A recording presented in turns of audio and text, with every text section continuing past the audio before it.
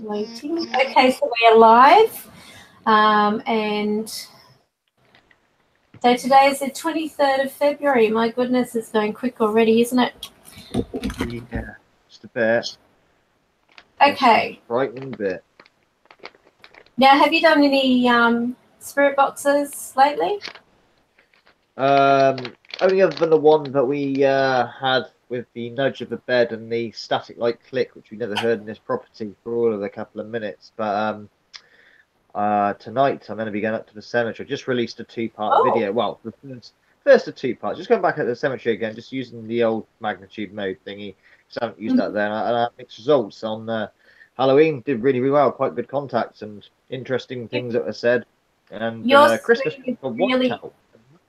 Nothing at all. I can't see you. All I can see is the light coming through the window. Is it? Oh, okay. Let's move. Okay. Damn you, son. And no curtains and stuff. Try this way. Hang on. Oh, right, this way a bit. Is that better?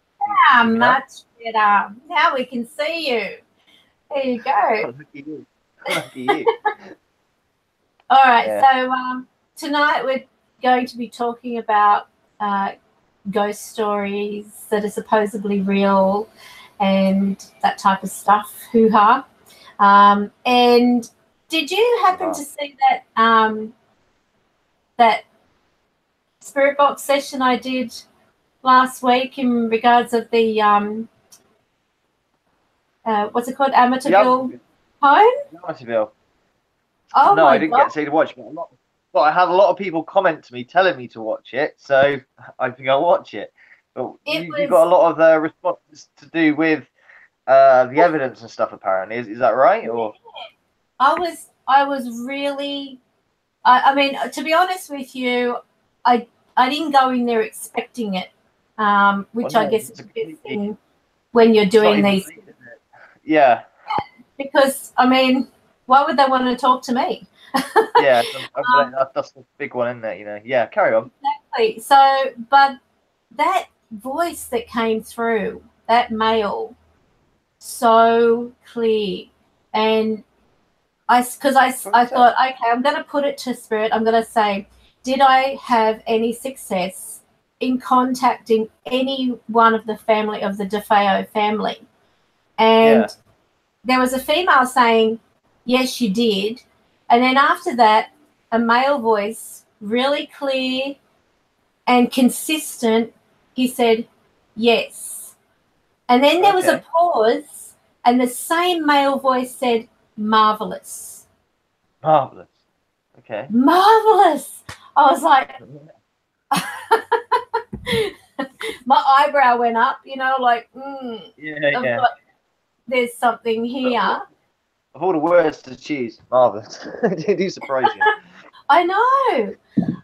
So it was actually quite an interesting connection, and through that, I'm asking things about who actually, like, did he kill the family? Was it him? And then there was the mention of Mark, and I thought that's weird because this child, Mark, he was about 12, and I don't quote me on this, but I actually think he was the one in the wheelchair who had an injury, and he was in a wheelchair temporary. He wasn't in there permanent. What was really weird is as I was doing that, I just had this flash of somebody wearing like a skivvy, you know, like one of those ones that come up to the neck, and you know, like not a big jumper kind of skivvy, but just one that comes to the neck and then, you know, goes into like a t-shirt kind of material. And I said, who is wearing the skivvy or whatever it was? And they said, Ronnie. I thought, this is weird, you know, because I was starting to get like flashes. Like every now and then I would be talking and asking these questions, and I would get like what looks like a scene go before my eyes. And I thought, I've got to ask on this, I've got to ask on that. So it was actually validating the things that I was seeing as well. But more importantly,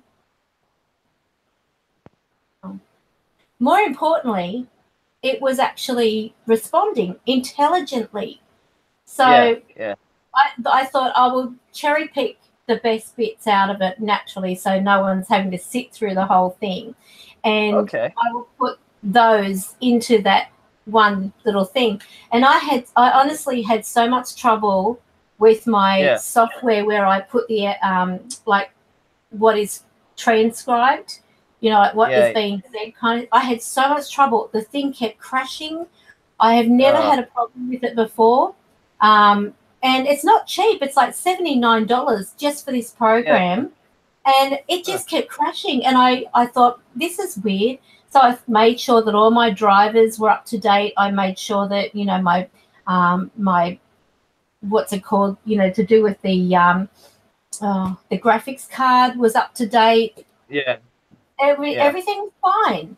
I even uninstalled the program, reinstalled the program, and I've got the latest program, so there shouldn't be any issues. And I've had no issues before because I use that to put the subtitles and, you know, like to just put like in music or whatever. But I was like, this is so weird. Why is it mucking up only on this? It just didn't want to, you know, and there was one part of it where the video just completely disappeared and all you can hear is audio just for one segment, and yet the video was there, you know. So I don't know. It was just really, really weird. I don't know. I mean, look, it may not have been paranormal. It may have been, you know, a glitch. But certainly, it's a high-profile case, isn't it? And there's so many rumors and stories about what is what, and you know. I know. So, and obviously, the afterlife, so to say, if they have their piece to say or forever roaming and wanting to talk, you know. Yeah, fascinating that it'd be that video that it would get messed up, and you know. I know. I mean, of all the videos that could play up and, you know, stuff like that, and it was like it didn't want to put it up, even though it had already gone to a live stream. So I don't know, whilst it was on live stream, whether people had actually trouble, like lag or problems like that.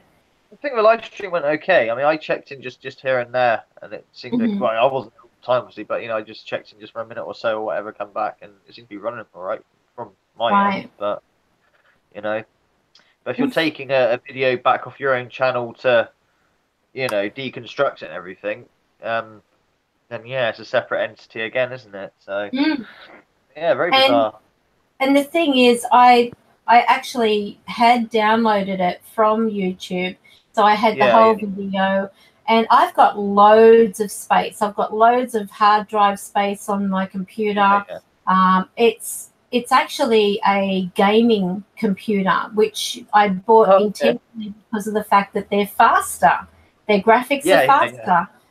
So I thought, you know, when I do my live streams, when I do my, you know, my recordings, when I do readings and stuff like that, I need something that's going to produce, you know, and get the stuff out without lag and so on. And it's just so weird. I mean, it just went forever. Like that short snippet basically was probably around 15, 20 minutes tops. And that was including the intro. And I thought, this is crazy. It took me nearly 2.5 hours for that 20-minute thing. It was just, it was driving me insane. I even got to the point I wrote to the company, saying, what is wrong with your program? You know, I was taking it out on them. I was a bit annoyed, admittedly. So, I couldn't believe it. Now, we've got a few people in our chat room. So, hi to Janice Turbot, Kathy Cook. They're the two that are in there at the present. So it is a bit of a quiet night. Unless they're not talking. I don't know. But, yeah. So how have you been anyway? Oh, yeah. I'm okay. Well, video surprised me. Yeah, I know. I didn't even I know. I didn't. I'm hoping that was what all the whole symptoms was about with her. Hopefully, Mhm. so maybe she'll start feeling back to normal soon. Um, if not, I don't know. Just keep going back to the doctors, I guess. But it's weird because we weren't really aware of it. So you got a 9-week pregnancy going on, and we were only aware of it possibly for the last 2 weeks, 3 weeks, maybe. So Mhm. I don't know. I mean, I read your hangout and that. I've been quite distant with quite a lot of people, so don't think I was being rude or anything. Oh, that's And yeah, nice. yeah, you probably got a point. Of a lot of these things. If it's meant to be, it's meant to be. So to say. If not, you could have had a child with lots of problems and a poor Mhm. quality of life, etc. Um, Still frightens the fuck out of me though. Already, I've obviously got 2 kids already. You've got a 20-year-old and a 5-year-old. But regardless, it's still a frightening prospect of having to do be responsible for another life and all the rest of it. They cost money. Not And just they money as well. do. They cost And they time and don't seem effort. to stop eating. Yeah, yeah. I'm Oh, making mess. Mess is a big one. Jesus Christ, Monday. Oh, I don't think I've ever seen this house in sort of good condition for less than like 4 hours before she's trashed it again. I kid you not. But so imagine 2 of them. But oh. yeah, okay. I returned to I thought, right, I'm going to throw myself into a bit of spirit box stuff because I haven't really sort of done a lot of paranormal stuff for a little while. It's been too much on the personal side, so I thought, look, Mhm. I sort of should probably get back to it. But the reason why I've done that is because since moving out of our old house, I've sort of felt like I haven't had a lot of contact with these entities that are out there. It's a lot more quiet down here than it is in my old house. Um, so I've sort of taken a step. I've had what two good sessions in this house where it's been pretty good contact. Mhm. A lot of times very very quiet. You'll put on that box, and you can have it on for a long time, and you won't really necessarily get any. Yeah, the odd response, whatever. But when you hit that stream where you hit and they are communicating backwards and forwards, and the words are quite clear and all the rest of it. Mhm. When you're doing okay and when you're not doing okay, so to say. And it's usually on the not side. So expanding my horizons, let's go up to the church. Say, I don't know why spirits are so hanging out in a graveyard, but they do sometimes, I guess. Um, and I only went there yesterday. What I've learned, they usually hang out there because people go there with the intent of visiting them. Yeah, So, yeah, visiting the resting place. So, that's acknowledgement in their eyes. definitely. I've gone down there. It was funny once I went to the Rookwood necropolis and I had one around me. I don't know what he was like. He must have been into cars because he said, it's pitch black. It's pitch black, because my Okay, car's black. And he's saying, okay. oh, it's so nice. It's so, it was raving on about my car. And I'm like trying to record a group session type of thing. And I've got this spirit going on about my car, how cool it is. And so Well, if he's he was experienced car excited at the nerd fact and that there was a car nerd, communication. a car nerd in death as well. Why not? I mean, I Yeah, don't know. they I just like, had, just had a bit of a weird sort of heart to heart moment with the with the camera. It's very cold last night. It was like -3 degrees, and I was absolutely freezing. Like I could barely keep my eyes open because when I was recording and talking, obviously it's pitch black. You have to use a torch on the phone to illuminate yourself, like bright light in your eyes while talking. So my eyes are squinted. It's freezing cold. Why did I come out here again? Oh yeah, I was going to do a spirit box session, so I'm going to be returning back anyway. But so we got 2 sessions at that place. Both of the 587 one produced some really interesting results. A lot of hostile um, communication as per usual with me, in terms of telling me to run and you're a puff and other things, which yeah, I do love that sort of stuff. And then on the Christmas Eve, Christmas Day, whatever it was at midnight, I went again and it was like a whiteout. Like even radio stations weren't coming through. It was very strange. Got wow. absolutely nothing. So I'm gonna try again, but get there with the magnitude mode, see what comes out of that time, and so I've asked people to place bets. What do they reckon? Do they reckon they're gonna get a good session? Do they reckon it's gonna be a medium sort of contact session, or do they reckon it'll be a complete whiteout? Because they're two polar extremes. Halloween, I know Halloween's gonna be a special day, but Halloween, very, very, obvious contact going on and obvious intelligent responses of description, hostile or not, intelligence. Christmas, nothing. I mean, I really mean nothing. Not even a radio coming through. So two polar extremes. So I have no idea how it's going to go when I go out there tonight or tomorrow. But so yeah. Very interesting. So Bizarre. it looks like Kathy and Janice are the only ones in the chat. They're dedicated, very dedicated. Everybody. Thank you for your dedication, Fitness. Very good. That is dedication. Thank you so much. Maybe they're just waiting till, you know, they can watch it in their own time. Yeah. Because it's all Maybe. different hours, isn't it? You know, this stupid well, world we live in. what time are you? What time is it where you are? Here is almost 10:25 p.m. Okay, so I'm 11:25 a.m. over here, so I'm like 13 hours behind you, sort of thing. Or is it 30? No, 11 hours. 11 hours. Oh, I don't know. 11 hours behind Yeah, you. 11. And in America, it'd be like 6 in the morning, 5 in the morning, right about now, something like that, I imagine. Roughly. 5:30. We've got Irish Stevo who's just joined. Welcome.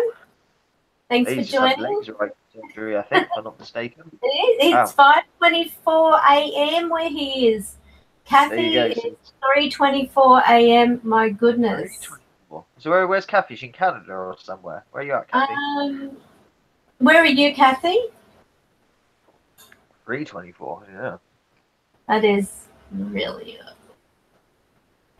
That's sushi by time. It's sushi bite. I never heard it called that before. Okay. Yeah. Sushi bite. It's California. I use that on memory when it's time to go to bed. No, it's sushi bite time. Go to sushi bite. Yeah, so really, you know, tonight I would probably go in with a different approach. So, you know, if you go in there and say, I'm here to make contact with those willing to communicate through what I'm holding. Okay. You know, but you don't have to. Usually when you say you don't have to. The whole. It's reverse psychology. Given the option, yeah. Given the option. Oh, okay, I will, yeah. They do it that way. You probably get more responses. Yeah. But also give them a keyword. Just say, look, you know, I'm doubtful whether I'm getting communication, so you can help me out by saying. My usual line is, because it's a very easy word to say, if you're here, say the word here. I mean, obviously that could be misconstrued to many other words, but it's like trying to get say something like. I'd use something like tomato. Tomato. Something that you're not likely to hear in a sentence. Yeah. I use you as well. If you're here, say here very, very quickly, and sometimes it works, sometimes it doesn't. It's sessions all over the place. I mean, like I said, I'm no medium or any sensitive in any of the things. I'm just the normal dude, which is probably why it's interesting to watch in that sense, because when it does happen, it's like, wow, you know, anyone could technically do it in that case. And I've got my 3 or 4 power videos, if you want to call them that those sessions that really made me go, bloody hell. What just happened? It really is. I'd love to know those conditions. To be honest with you, I've only probably since talking with you bothered about using a spirit box. It's mainly so other people can hear things that are coming through. Because I mean, anyone can sit there and talk to thin air, as most people would put it, and you know, say they're saying this and they're saying that, but then by having something audible to hear, you can't make that up, you know, and especially when it's intelligent replies. So obviously, you know, that's why I think, oh well, this is pretty good. And the best part about it is we've proven that spirit can be in one place instantly. You know, I can go from one place to the next. Because remember that time, I think the first time I did with Chris, and it was like straight away, and he took a liking to you and your family. It's like, oh my God, I've lost him. But this is it's amazing that they don't even have to be in the location to use a spirit box. You know, they can. Yeah, it's incredible. It really is. Oh, we've got a newbie. What's that? Susurrus? I'm probably pronouncing it wrong. Let me just increase the size of this. I think I'm going blind. Hang on. Go do control. What's his name? Or her name? Susurrus. Right. Susurrus. We butchering your name. Sorry. Oh dear. Well, you would have an unusual name. Susurrus. Yeah, so okay. So we were talking about, you going out, and that's going to be at the cemetery tonight? Yeah, it's out tomorrow, depending. Okay. Soon, but yeah, it'll be up on Patreon first, obviously. I've sort of neglected my Patrons a little bit, obviously, with all that's going on. So, So is this the same one you went to that time where there was the light flashing? Like a... I think now. Probably. It was like a motion sensor light or something that you said was... yes. Yeah, I wasn't sure if it was an alarm or not. I was like, right, I would go deeper in, but I'm unsure if I'm going to have the police come out, because they get vandalism and stuff quite a lot in this country on church. I think it's quite sad, but you get people they throw bricks through the stained glass windows and stuff. So, and not to mention where I used to live, we used to have a naked streaker that used to go round. I have no idea what that was about or why, and it must have been in the summer, surely not in the winter. I mean, just imagine, Well, yeah. Either way, but so yeah, last time I went there, that's right. You had this little light that kept going off every time I moved or in a certain direction. I wasn't sure if it was an alarm or if it was anything to worry about, but I think it seems to be all right. I mean, I went around the back last time. A motion sensor to scare people. And I got nothing on Christmas Eve. Like I said, I got absolutely nothing. Not even a radio station would come through. It's like a really weird whiteout. It's very, very strange. But whereas Halloween did all right. A lot of interesting communication come through, shall we say? Did you go out on Valentine's Day at all? Oh no. I was going to do a spirit box session on that day, but I didn't. Is there a history of Valentine's Day? Is it just some sort of saint or something that? I really don't know. I'm being honest, I really don't know. If it's a marketing thing or if it's a real, celebration or not. I should probably have a look and find out. I'm hopeless when it comes to that. I can't be bothered, studying. It is what it is. As long as you get chocolates and flowers, that's the main thing. Oh yeah, But what do you do? So we're going to be doing some of these. Let me have a look. Bring that up. Have you heard of Little Morton Hall? No. Okay.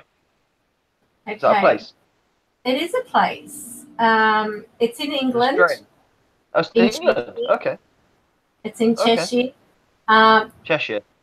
They say that there are crying children that are in this place, and it's in Cheshire, England. Have a look. Stories of a child sobbing in the hall's chapel have kept many a visitor. Kept many a visitor awake at night, as if we needed one more reason to stop going to church. So where are we? I'm going to read this to you. Fascinating stuff. Are you near Derbyshire? Not really, but it's attainable. And like I say, now I've got a car that sips the diesel rather than drinks it. So it's attainable, but no, not really. Because there's a lot of places in it, in your country I'm near Stonehenge and places like that. You got the Stonehenge and I can't remember the other one's called. That's very near it. But I am near those places. They're quite close to me. Wow, how beautiful! Obviously, Roundway Hill as well. I mean, that's around the corner from me practically. But now, with Stonehenge, do you think that was made by people? Yeah, tricky question. I mean, the old joke is it's actually just an old how football came along. They just made goalposts. That's the funny joke, isn't it? That's running everything's just some sort of mythical, magical thing, but actually it's just a very early version of football. You know, there was a thing that, you know, back in the day, there were giants. Yeah, I've heard this before. They actually found, you know, the remains of giants and the skeletons. They found these big skulls, haven't they? And also, the oxygen was a lot more. We're going to be talking a bit sciencey here. The oxygen was a lot more thicker back then, you know, because there's a lot more plant life and stuff. That's why the dinosaurs existed. The oxygen was just so much thicker. A dinosaur couldn't exist there. If you suddenly took one of these big dinosaurs and chucked it in our world today, it would die, you know, within minutes because the oxygen isn't thick enough. It's like a soup almost back then to us, you know, a thick soup of oxygen, you know. So yeah, I can imagine that things were bigger, you know, hundreds of thousands of years ago or whatever, you know. I'm glad I wasn't around then. I don't want to be any bigger. Yeah, yeah, but you'd be in proportion though, because everyone else would be bigger too. I don't think it's going to be like it's just magically grow and that's that. They're like a fish in a pond. Yeah. So the Little Horton Hall, it says this timber-framed moated manor house with its reeling walls that lean in drunken angles and tiny mullioned windows. Mullioned windows walls that lean at strange, almost drunken angles. They like the word drunken, obviously. A picturesque moat and inner cobbled courtyard. A grey lady haunts this spectacular long gallery, drifting by astonished witnesses, only to fade slowly away as they turn to look at her. More disturbing are the heart-rending cries of a sobbing child that have been heard in and around the chapel. So sad, but very fascinating.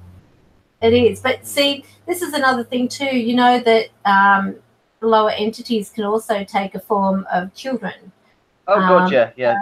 The whole spirit's light thing, imitate. Yeah, definitely. That's another thing I find fascinating. I mean, yeah, it's the problem when you're asking for. Weakness. Yeah. They know the weakness. You have to be very, very careful what answer you're given. Is it legit or not? Just have to take it with a grain of salt. But yeah, there are so many lower entities that like to do that and imitate as well. I look at that one when I last Halloween, not this Halloween, the one before, when I went to my old church. I mean, they busted my spirit box, and they confirmed it on us and was like, "You had done that." But before that happened, there was a black cat that walked up to me, and I started, making cat noise, like, hello, putty cat, Then the spirit box started mimicking those noises, doing exactly the same noises, and I thought, okay, I know that's not a good thing for them to do that, And I was told to leave several times, and I ignored, and then the spirit box just stopped working, which is, this one here. Hence why it's been decorated so many times, because, I mean, I've jerry-rigged it to work now, but there's no volume, so you always have to amplify it. But it's very strange. So I turn on the other one, like, was that you that done that? Yeah, he busted my box. But, yeah, the mimicking and the lying and taking the different forms and that, very bizarre. So it's never been fixed? Sorry? It's never got fixed? No, the spirit I've jerry-rigged it. I don't know how I did it. I got a piece of speaker wire, took off the sheathing of it, and all I did was roll it on the circuit board. Because there's no black bits on the circuit board. Because, like, if it blew up or something, there'd be, like, a black bit or whatever on there. But there's no signs that it's broken in any way or form. It was very bizarre. I didn't nudge it or anything, or bang it. It just stopped after, they said leave. I said no, after doing the mimicking thing with the whole cat and that, mocking my voice, I guess they were doing. But yeah, I rubbed the speaker wire over it and it come back to life. So I sellotaped it there quickly as possible and put it back together, and it's worked ever since. But I have no volume control now. It's always at a permanent, quite low volume. That's the only thing. But at least it's working again. Can you plug an external speaker into it? Yeah, that's what I do. It's the only way to do it. Otherwise, it's too quiet. That's exactly what I do. Now, speaking of Valentine, Cicera says apparently there was a Sent Valentine that would marry couples in secret, and he got caught. And then the happy couples would send him letters of thanks while he was in his cell to be executed. That's the same. Stay there. I'm just going to get the boys' charger, because my charger is fighting a losing battle. 5% Okay. battery. Just hold tight. He's got a better charger. It really goes for it. All right. While you're doing that, I'll give a few shout outs. So we've got Jackie M. Thank you for joining us. Kathy Cook, Janice Turbot, Susurras. I think I've got your name right now. Irish Stevo, who is our monitor. And we have... Steve. And that's it. I wonder where our Albert is. Albert's not there. Albert. Go, Albert. Right. Okay. So there's one that is in the North Midlands called the Peak District. And it's an area of outstanding natural rugged beauty. Nowhere else in England will you find such diversity of landscape. Industry has touched it but left it relatively unscathed. Visitors flock to enjoy its windswept expanses, and yet, with the exception of a few towns and villages, the area remains surprisingly uncrowded. It is an area steeped in mystery.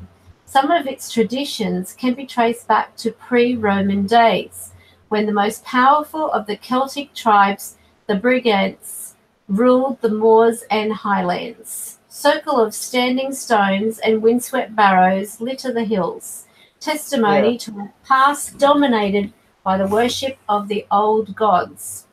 Water was, of course, always important, but the worship of its deities have survived this area like nowhere else in Britain. Throughout the summer months, there is hardly a village that does not take pride in dressing its wells and springs with floral offerings. Echoes of distant past where these places were seen as portals to the other world.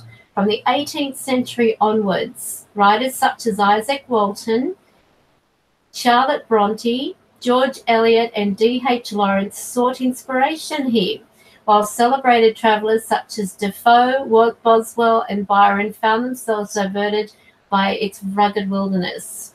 Get to the point. Today, the area still remains an aura of mystery. More UFO sightings take place here than any other part of England. Now, that would be something that would be great for you to ask about, with the spirit box. Ask about if you can contact aliens. There are haunted manor houses that have changed little in hundreds of years. Wild and bleak moorlands where the devil's bonfires can still flicker in the early hours. There are deep mountain pools steeped in legend, and even a phantom aircraft that constantly sparks a full-scale emergency alert. And just to round off an enjoyable day spent visiting mysterious places, there are an abundance of history inns where you can enjoy a hearty meal by a roaring fire, or even spend the night in a haunted bedroom. And they write Bon Voyage. So, that was that area. For those interested, is the Peak District. Peak District. Was that Derbyshire? That is... that's in the North Midlands, they say. North Midlands. Okay. Now, Ian, Derbyshire, or Derbyshire, however you pronounce it, the villagers who chose to die. I don't know whether you've heard of that. Hi, Vimit, Jackie M, thank you for joining. The village of Am I pronouncing it right? Probably. I'm not actually too sure. Nestles in a hollow surrounded by hills which stretch upwards onto high moorlands. It is remote and isolated village of pretty stone cottages. Has a manor house, a church, and a haunted inn. But it also has sad, poignant past, reminders of which glare down from every cottage, lie scattered like the gardens and surrounding fields. Next to the parish church stands a line of houses which share the collective name Plague Cottages. In one of these, in 1665, there lodged with Mary Cooper, a tailor named George Vickers. In September, he received a parcel of damp cloth from London, which he spread out to dry before the fire. Unbeknownst to him, Vickers' action released upon the village plague carrying fleas, whose bite would within 12 months decimate the whole community. The first victim was Vickers himself, who died of a strange fever on the 7th of September 1665. It's got to be a bubonic plague again, isn't it? Within 2 weeks of landlady's young son, Edward Cooper, had also died, and the villagers braced themselves for the horror which they knew lay ahead. By early October, the plague was raging, and under the leadership of the vicar, William Mopesson, the villagers made the brave and many fatal decision to cut themselves off from the outside world in order to prevent the pestilence from spreading through the district. The church was closed, families buried their dead in their own back gardens or fields. Supplies were left at a well outside the village now called Mompesson's Well. So have you heard of that? No, not the place. Which is clearly signposted from the church. Payment was left in hollows in the stone, which were filled with vinegar to purify the tainted currency. By the time the last victim died, November 1st, 1666, the outbreak had claimed the lives of 260 residents from a population of 350. William Mopesson's wife, Catherine, had died August 26, 1666, and her gravestone can still be seen in the churchyard. The villagers' heroic act of self-sacrifice is still remembered annually at the end of August, when the village holds Wakes Week. This colourful festival consists of well-dressing and commemoration and culminates in an open-air service, at the end of which the current rector's wife lays a bunch of roses upon the grave of Catherine Mopesson. Strolling through the village of Eyam is difficult not to shudder at the constant reminders of their fateful year. Most of the cottages are adorned with small plaques listing the residents who succumbed, together with the dates of their deaths. At diverse other places, you come unexpectedly upon the victims' graves. A little way along Lydgate is a shady nook. Beneath an old oak, the weathered tombstones of George and Mary Darby. At the end of the dirt track on the outskirts of the village, a dry stone wall circles the 7 graves of the Riley family. Ooh! Whilst in the middle of a field behind Holland's Farm stands the tomb of Humphrey Merrill. And then they write, I can think of nowhere else in England where the tragedy of the past is so manifest in the present.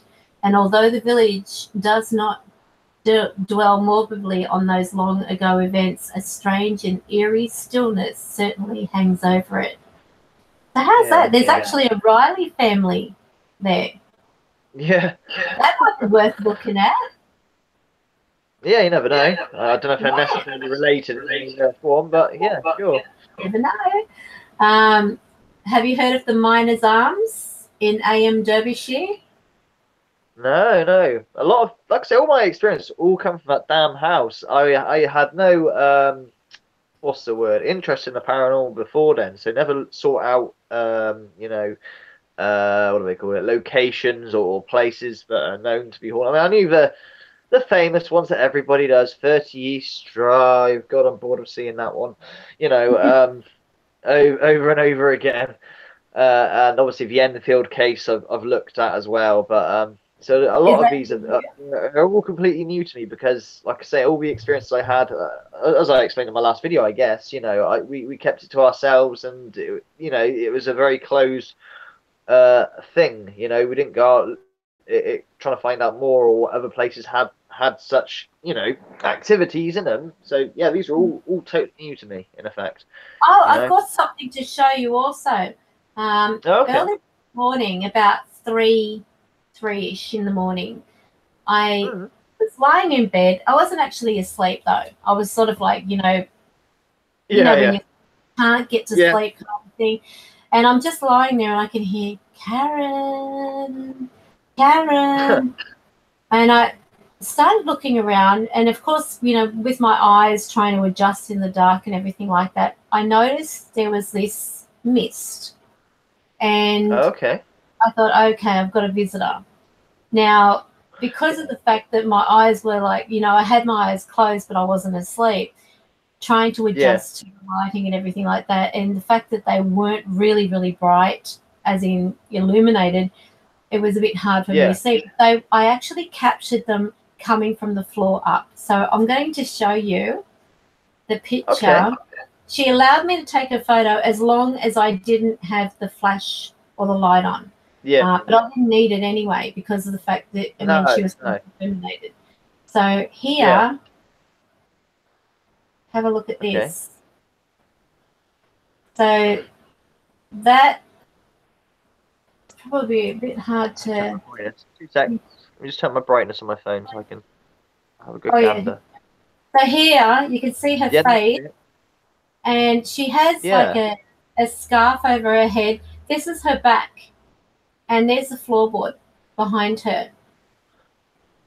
Can you see her coming up through the floor?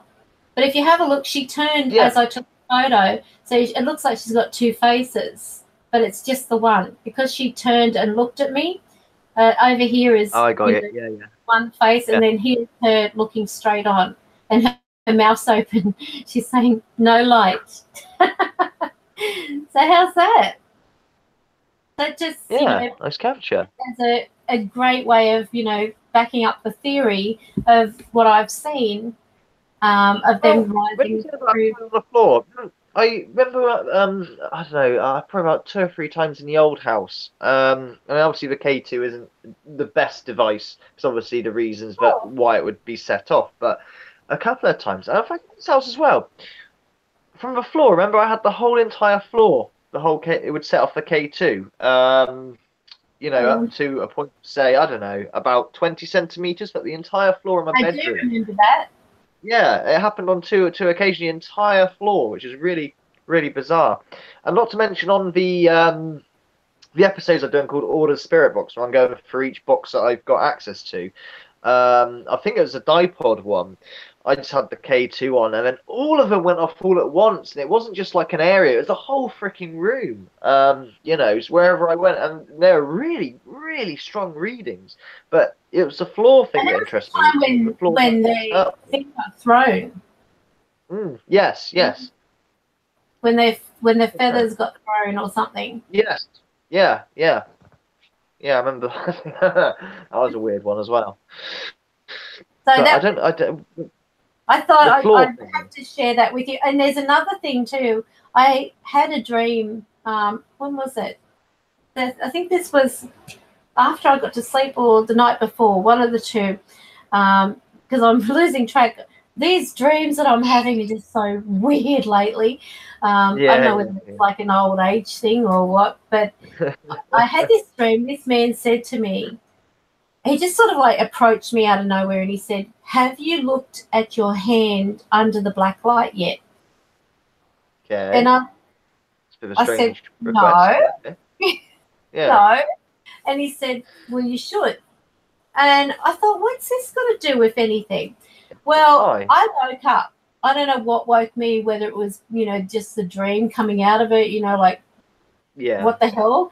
But I decided to take the black light that I've got and shine it on my hand and then take a photo of it. And I kid you not, there's a face with an eye. And it almost looks alien. So I'll show you that. Illuminati confirmed. Karen, High Priestess, Illuminati confirmed. There you go. You heard it here first, folks. Shut up. So look at this. I'll show you this. Look. Yeah, that's quite prominent, isn't it? Like a face. Okay. Yeah, it's pretty prominent. Hang on. Oh, very alien looking, isn't it? Very alien. Back. So here, that's my hand. Yeah. My little chubby hand. Oh my God, that's my face mask. I've got to try and find. Hang on, where is it? That looks weird. I've got to try and let me go in here.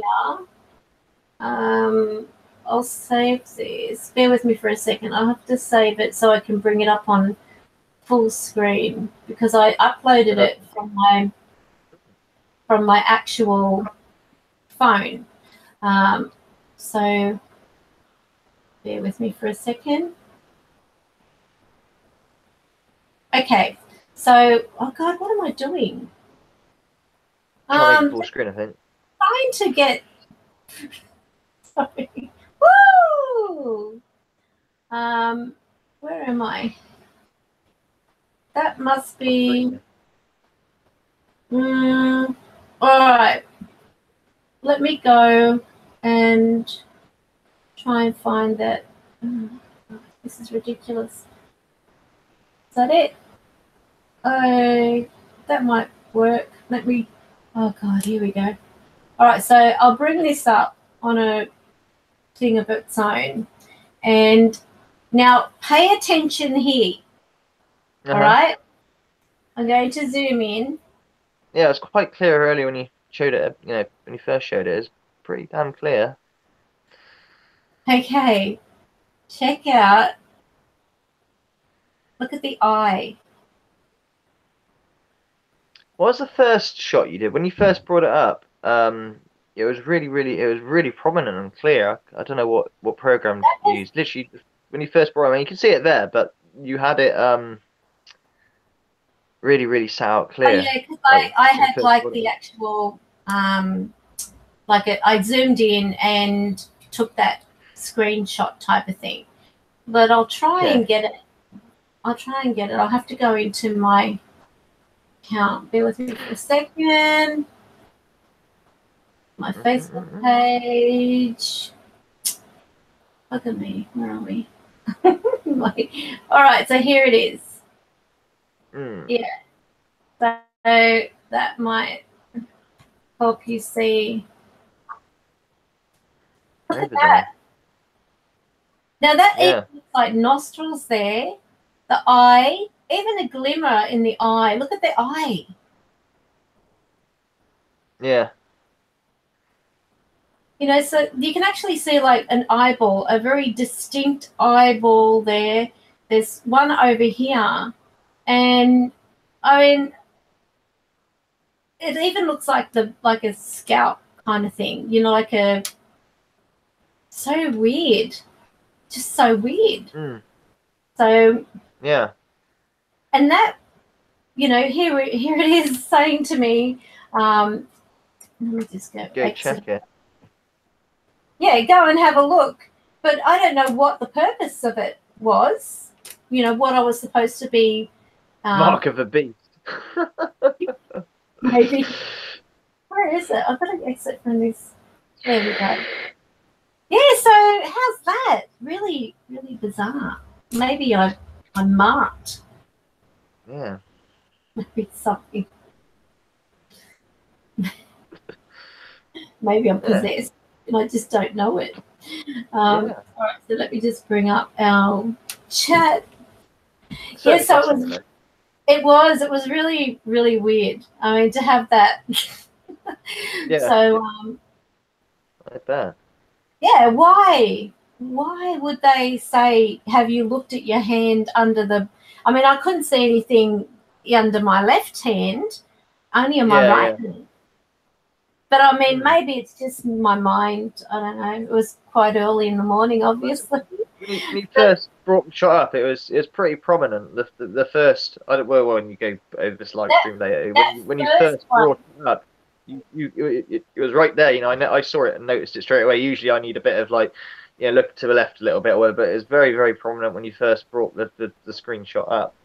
Yeah, so this one is, where are we?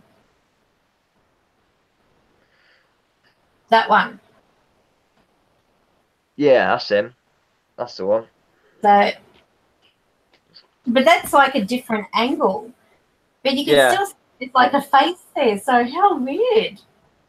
Yeah. So I've got something living in me. Who knows? Who knows? I'm probably an alien. Just don't know it yet. All right, so the other one is the Milner's Arms. The Milner's Arms, dating from the 1630s.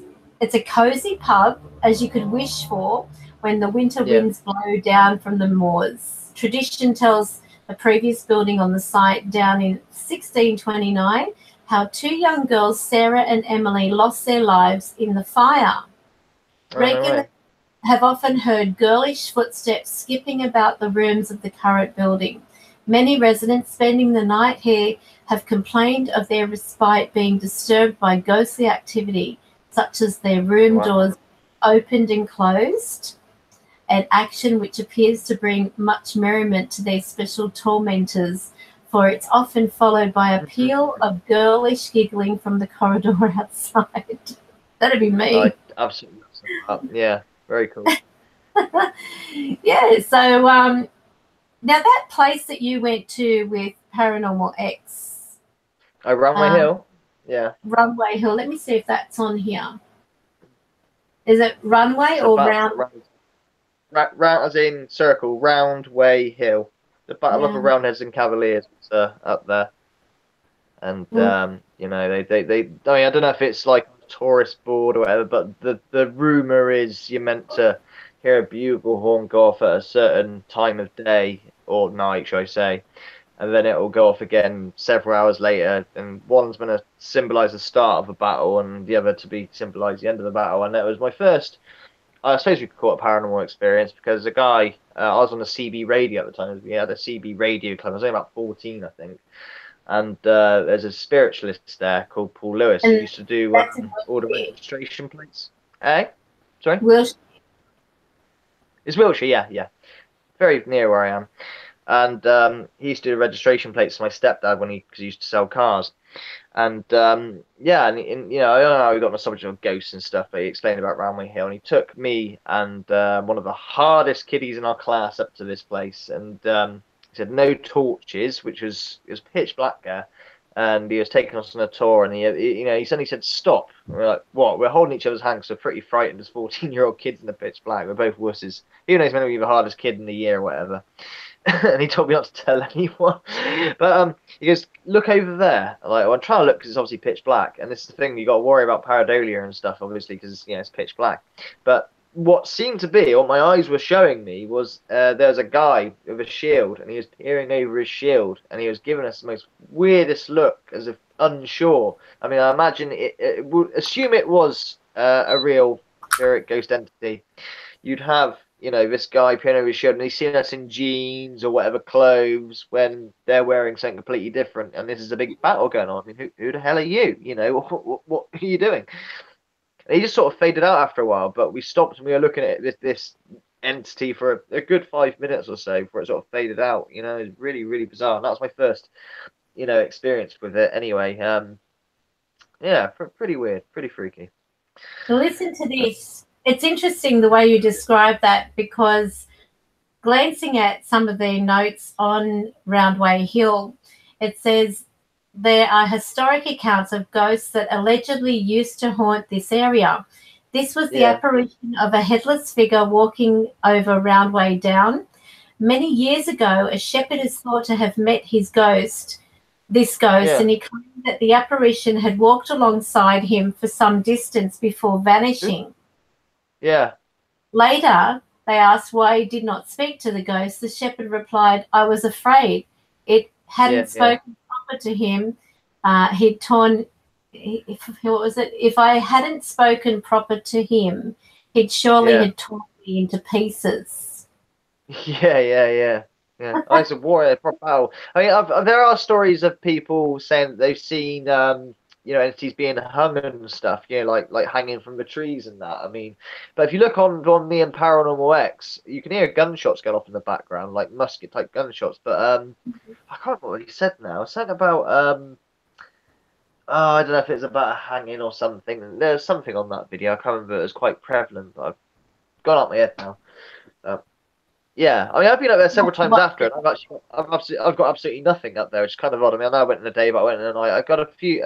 We did a live stream, me and you up there, which is, yeah, there's a few things coming through. But in terms of related to the Battle of the Rounders and Cavaliers itself, I haven't had anything since going up there since, which is really really bizarre. You know, I had a time of year and conditions and stuff. I really don't know, but yeah, it's a did very you weird place. know that in 1855, a barrow was excavated and a skeleton was actually discovered inside the barrow, lying on its left in the fetal position.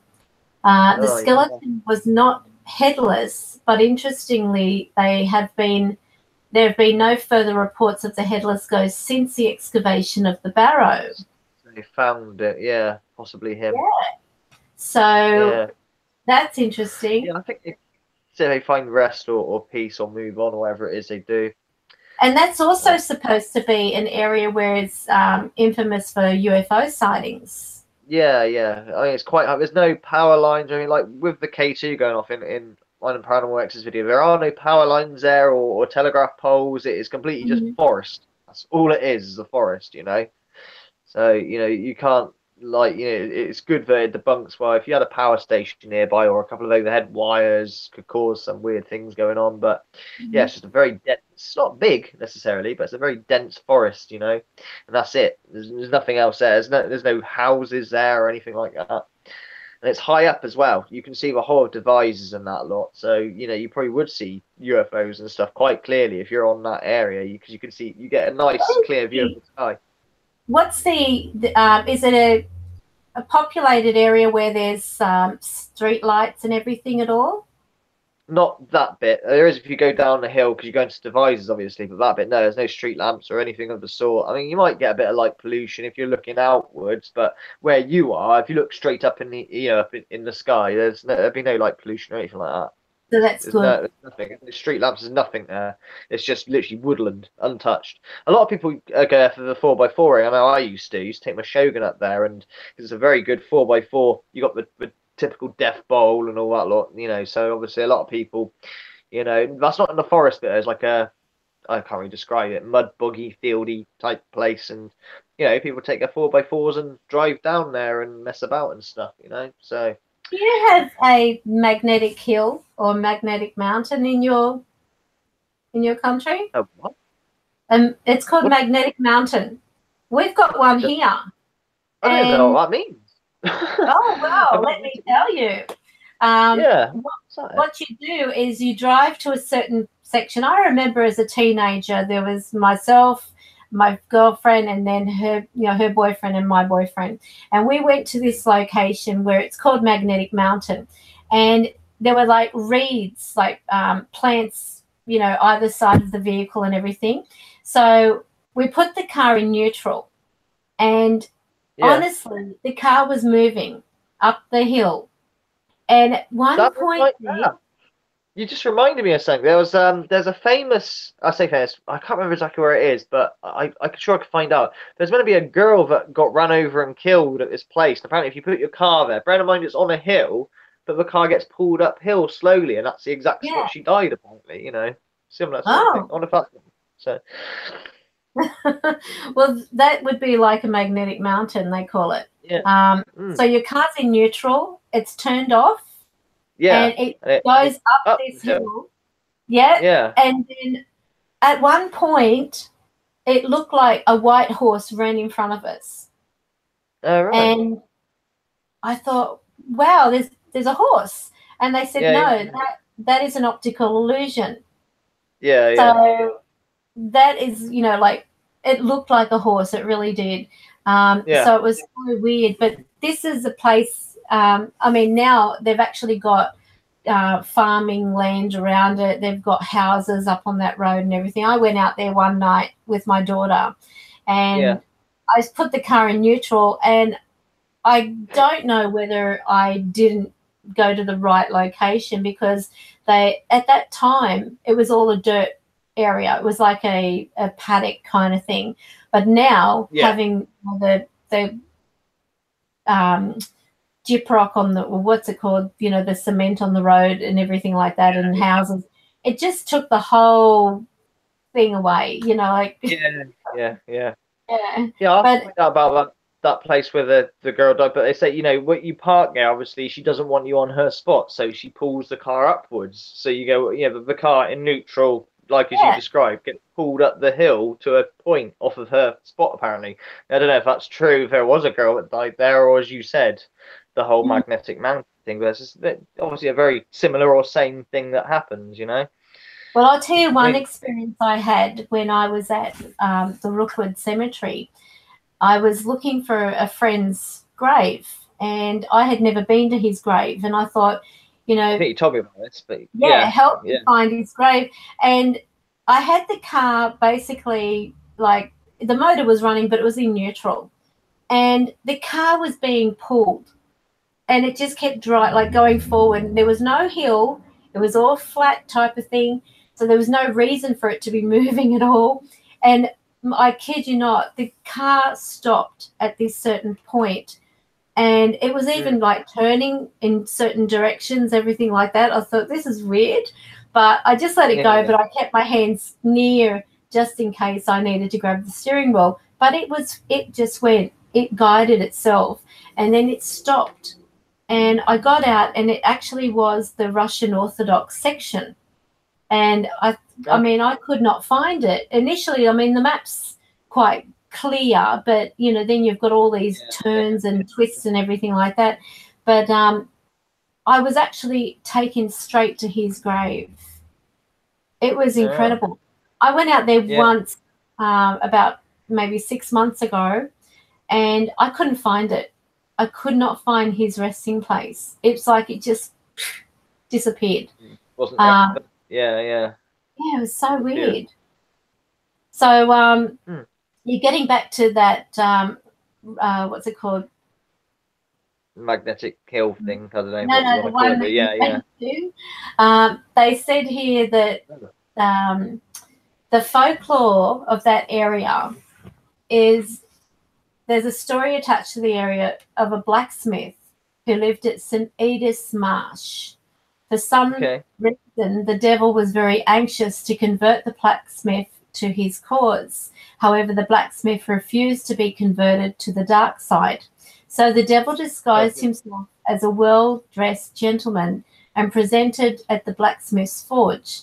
The blacksmith recognized the devil and was furious that the devil had tried to deceive him in this manner.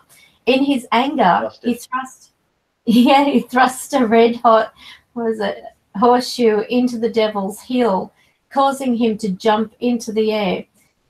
Legend says that the devil landed on a particular spot of Roundway Hill, and this spot is known as Devil's Jump. Okay.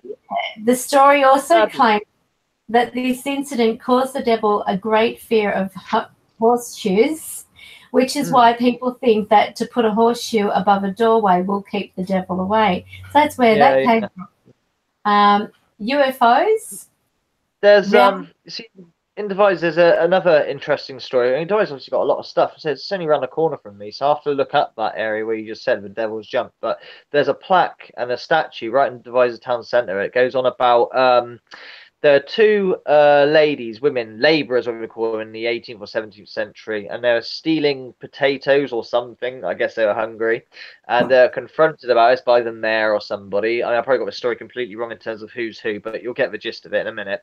And they said, you know, you're stealing stuff. And she says, no, I'm not stealing stuff. She says, yes, you are. You're stealing stuff. We caught you red-handed or whatever. And she goes, well, if I'm stealing stuff, let God strike me down dead. And of course, a bee came along and stung her in the eye and she died.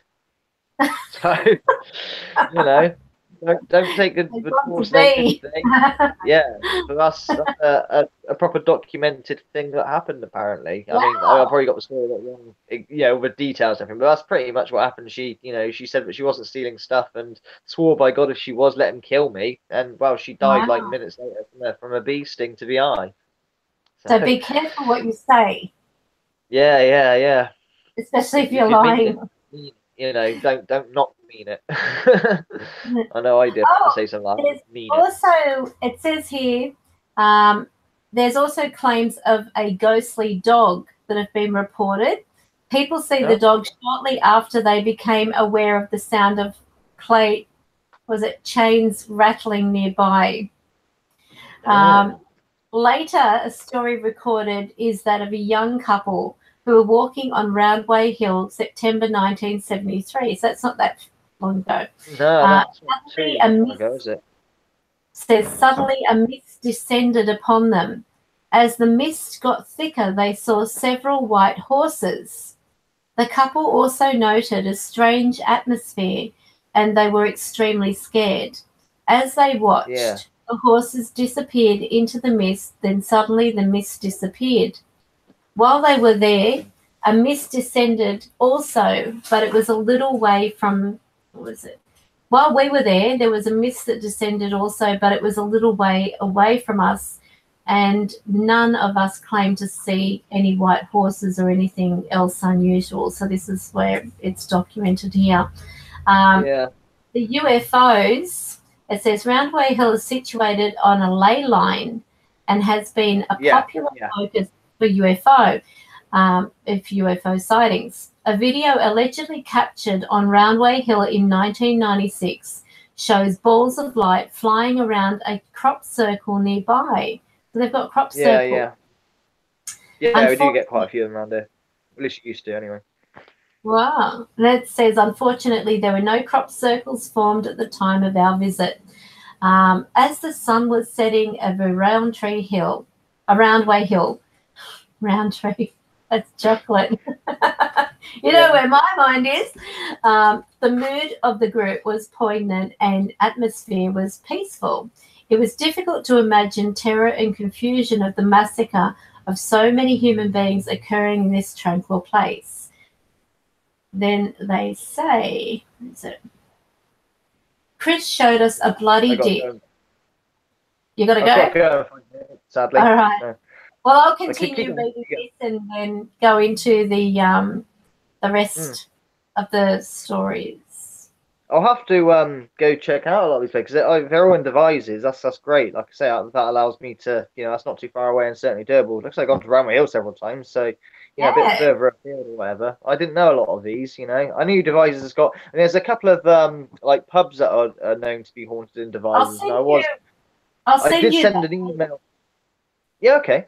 I sent an email to a couple of the pub landlords, that's about a month back or so, asking them if they, wouldn't mind me one day filming in there, doing a spare box session in their well-known, haunted pub, so to say. But I got no reply out of them.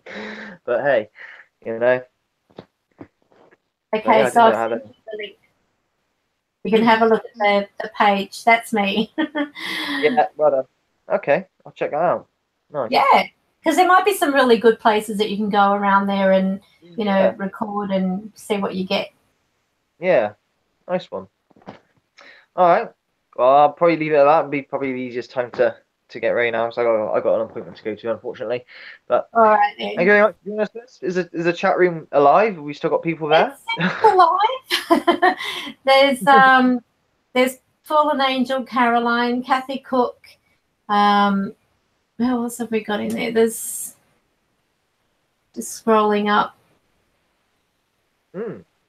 Oh, it looks like Jackie M, Scott, Irish Stevo, Vimit Tripathi.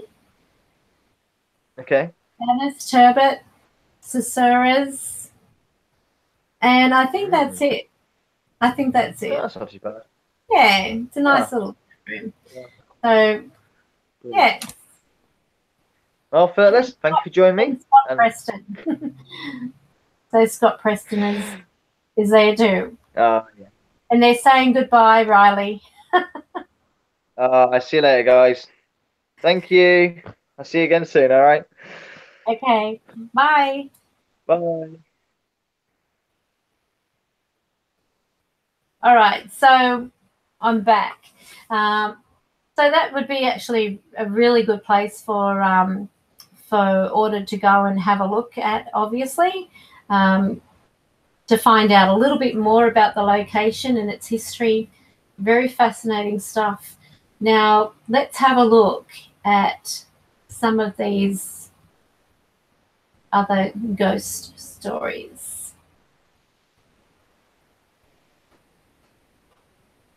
Crybaby Bridge. I don't know whether anybody has actually heard of Crybaby Bridge.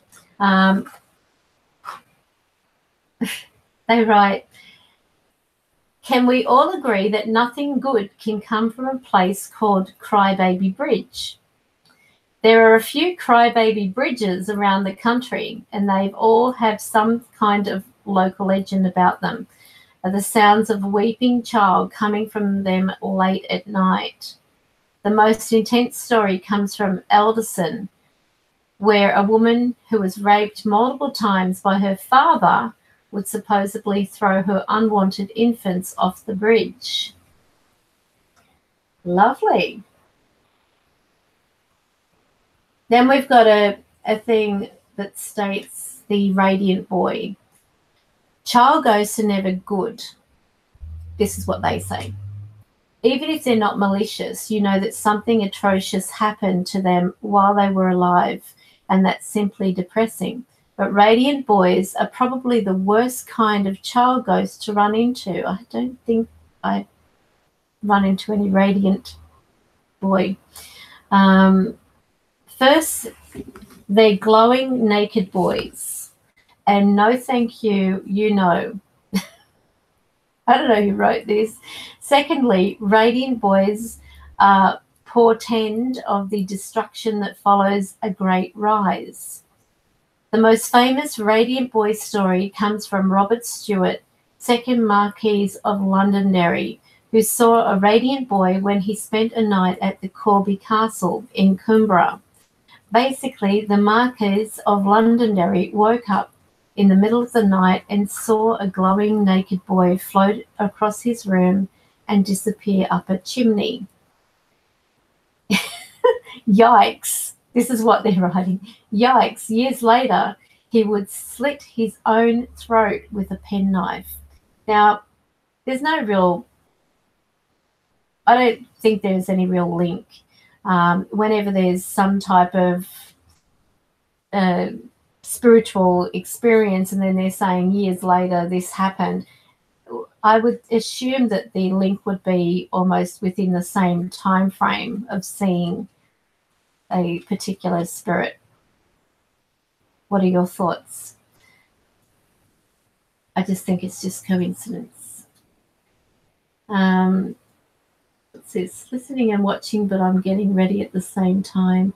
So I'll be here till the end. Don't mind if I don't talk. No. I sometimes do that myself. I usually, if I'm going into a chat room, I'll listen, but not sit there chatting. Ghost children caught on camera. Penny Lane. I wonder if it's supposed to be Penny Lane or Penny Lane. Who knows? Penny Lane. I'm going to read it as it's written. It's a hall in North Wales. Just looks like it's crawling with ghosts. And in early 2016, that's recent, a group of ghost hunters photographed 2 spooky children walking the halls of the hall.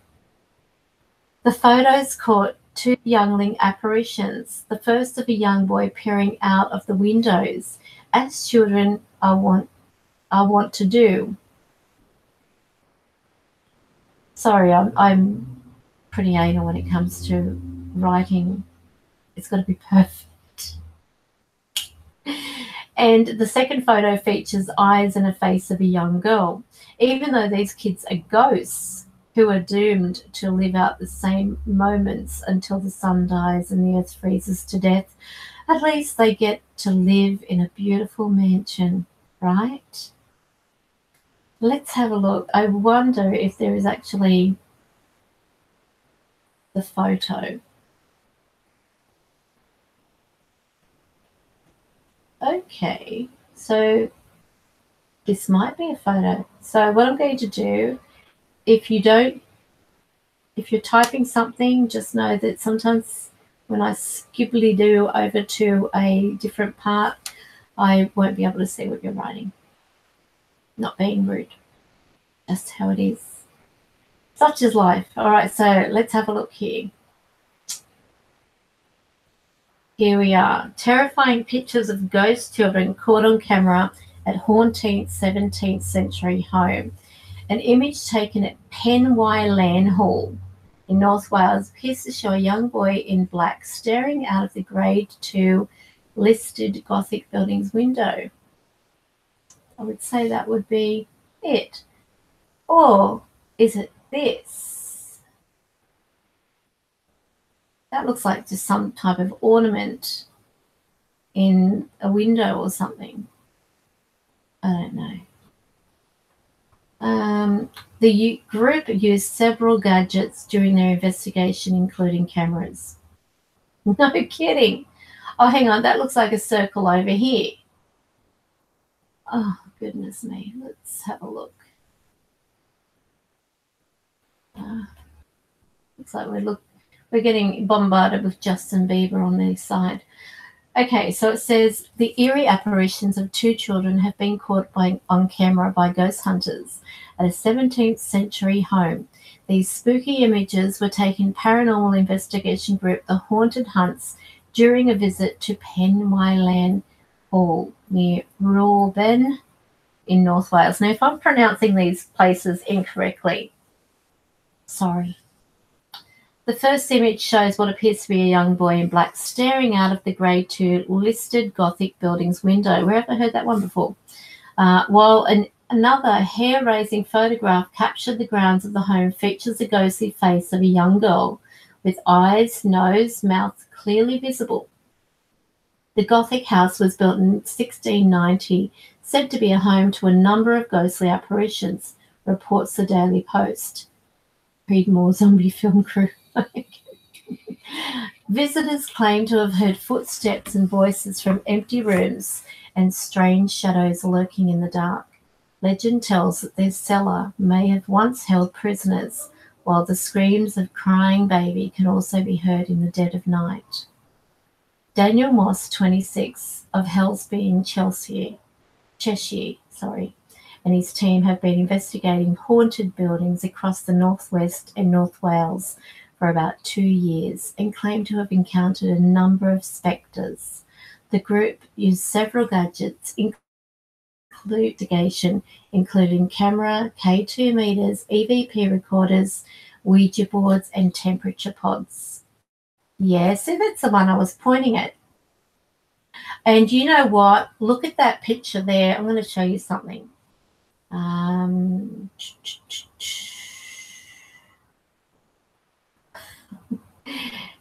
Don't mind my hand. Let me just have a look-see at my photos. I think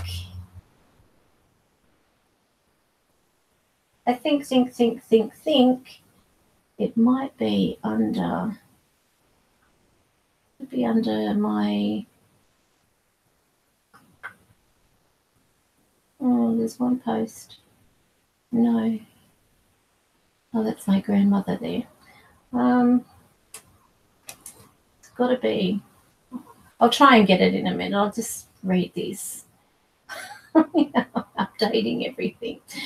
Okay, so yeah, it looks very similar to an actual spirit that I captured using a webcam that was self-triggered, which stood behind a lounge as my daughter was walking to it.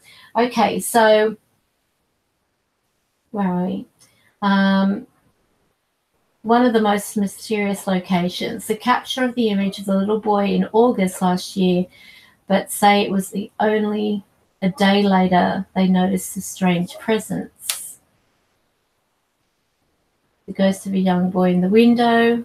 I thought he was supposed to be black or in black. Daniel said it was only the day after we noticed the little boy stood in the window. The only person in the house at the time was the owner, and there were no children there. So we've got, he added, the little girl ghost was captured on the grounds by one of the guests, and I have just no logical explanation for it. It's a clear face with eyes and a nose. Daniel, who was himself a skeptic when he was younger, changed his mind after experiencing a number of strange goings on. Says he is unsure why ghosts exist. He said it's difficult to say why spirits are still here. You usually find them where a significant event has taken place and they're still searching for something. Well, not necessarily. I mean, they don't have to be searching for anything. Some of them just don't want to leave. We just try and get 100% proof and visit somewhere several times before saying it's haunted. We want to be known as the most honest paranormal investigation group in the area and in the country. So this paranormal group, their name is, where are we?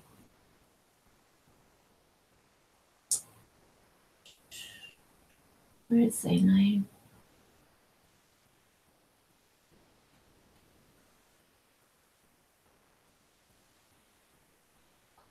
The Haunted Hunts. Okay. Now, I'm not sure what this is, but let's have a look.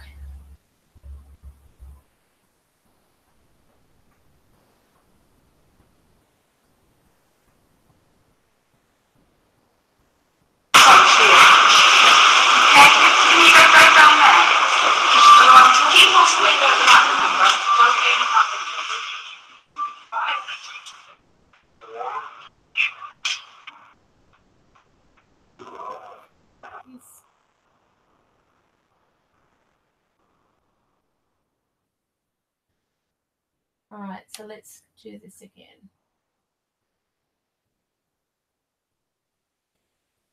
Can you go down there? Can you possibly go that number? Right. Oh. Good photo, good footage. But then that looks like a bird. That is a bird. Sorry. I'll show you.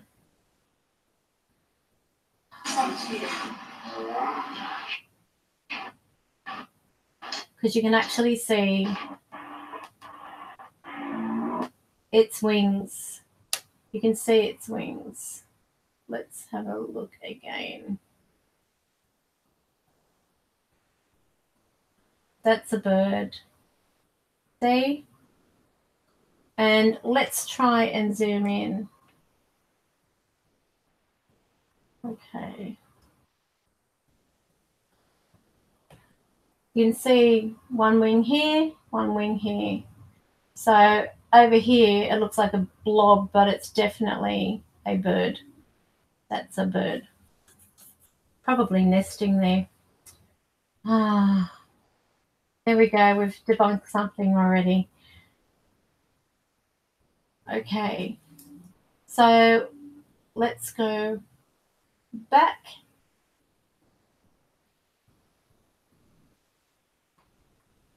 Victorian child who wanted to climb a tree, as children do. And I'm going to close that. After looking at some photos of children goofing off on a tree near Cannock Chase in Staffordshire, England, a mother realised that her two kids weren't the only things that were playing in the woods that day. In the photos, she found what looks to be a sad little Victorian child who no doubt died before hearing the end of Dickens' serial. The mother who took the photo wasn't exactly pleased to have caught a young ghost. I couldn't believe it when I looked closer at the picture and there was a child standing with a wheel or a hoop in their hand. It has really freaked me out. I don't like anything like that, as if anyone does. So where is this photo? Could this be the link? Let's have a look. Okay. Well, that's a clear face. But is that one of those apps. And this is another thing we've got to be careful of. Sometimes people are using, oh God, where am I? Scroll up. People are using these phone apps. But I think personally, it does look like one of those phone apps. What do you think? What are your thoughts?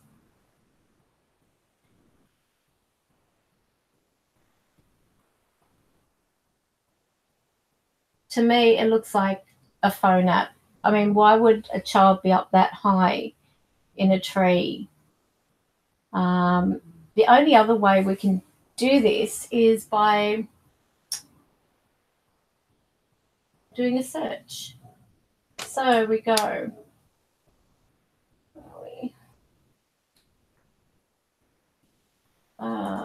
Child with E.V.P.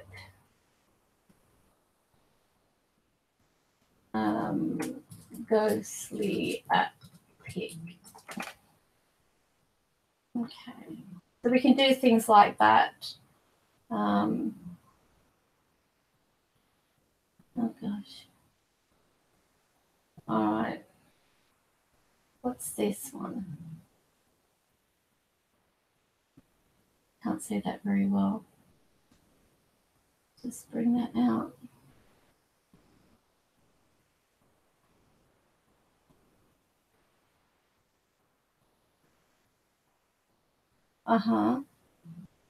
Look here, guys.